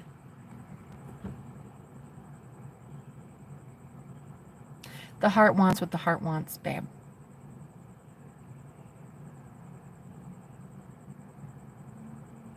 He's doing his job. Exactly. Guys, I'm not even about to take the troll bait. Let's move it along. I love you guys with all my heart. I'm going to get sleep. I want you guys to go get some sleep. Get some rest. Because tomorrow you're going to fucking crush it at life. You're going to win at life, okay? I wanted to tell you the good news. Okay? Thank you, Jesus. Thank you, sweet-eyed, baby, blue-eyed Jesus. Sweet, how did he say it? It was like, sweet, blue-eyed baby Jesus. With a southern accent, too. Like, I cannot even believe they both had southern accents. Oh, my God. Sweet, blue-eyed baby Jesus. Yeah, that's how he said it, I'm pretty sure. Yeah, Mike used to say that all the time, and this guy literally on the phone yesterday said that same thing. I was like, I'm sorry, what did you just say? Sweet blue-eyed baby Jesus. The fuck you talking about? Man, I'm onto something. Something is happening. The universe be smiling on me, okay? I know that magic is happening in my life, and I'm just here to tell you guys about it, all right? We're all gonna go get our magical everything, okay? Go get your magic, man. I got my own. Hands off him. You go get your own. You're really pretty. Thank you, Bella. Bless you. See you in a few hours. Oh my God, it's a match made in heaven. Exactly. Yes, ma'am, Riley.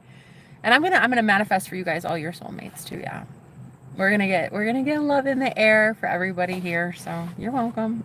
You're welcome. Just stick around, subscribe, and before you know it, you're voting with your subscription. It's like what you're doing by subscribing to me is you're basically telling the universe, I agree to being match made. Jenna is going to be my matchmaker. That's what you're agreeing to, okay? All right, I love you. I'll talk to you guys later. Bye.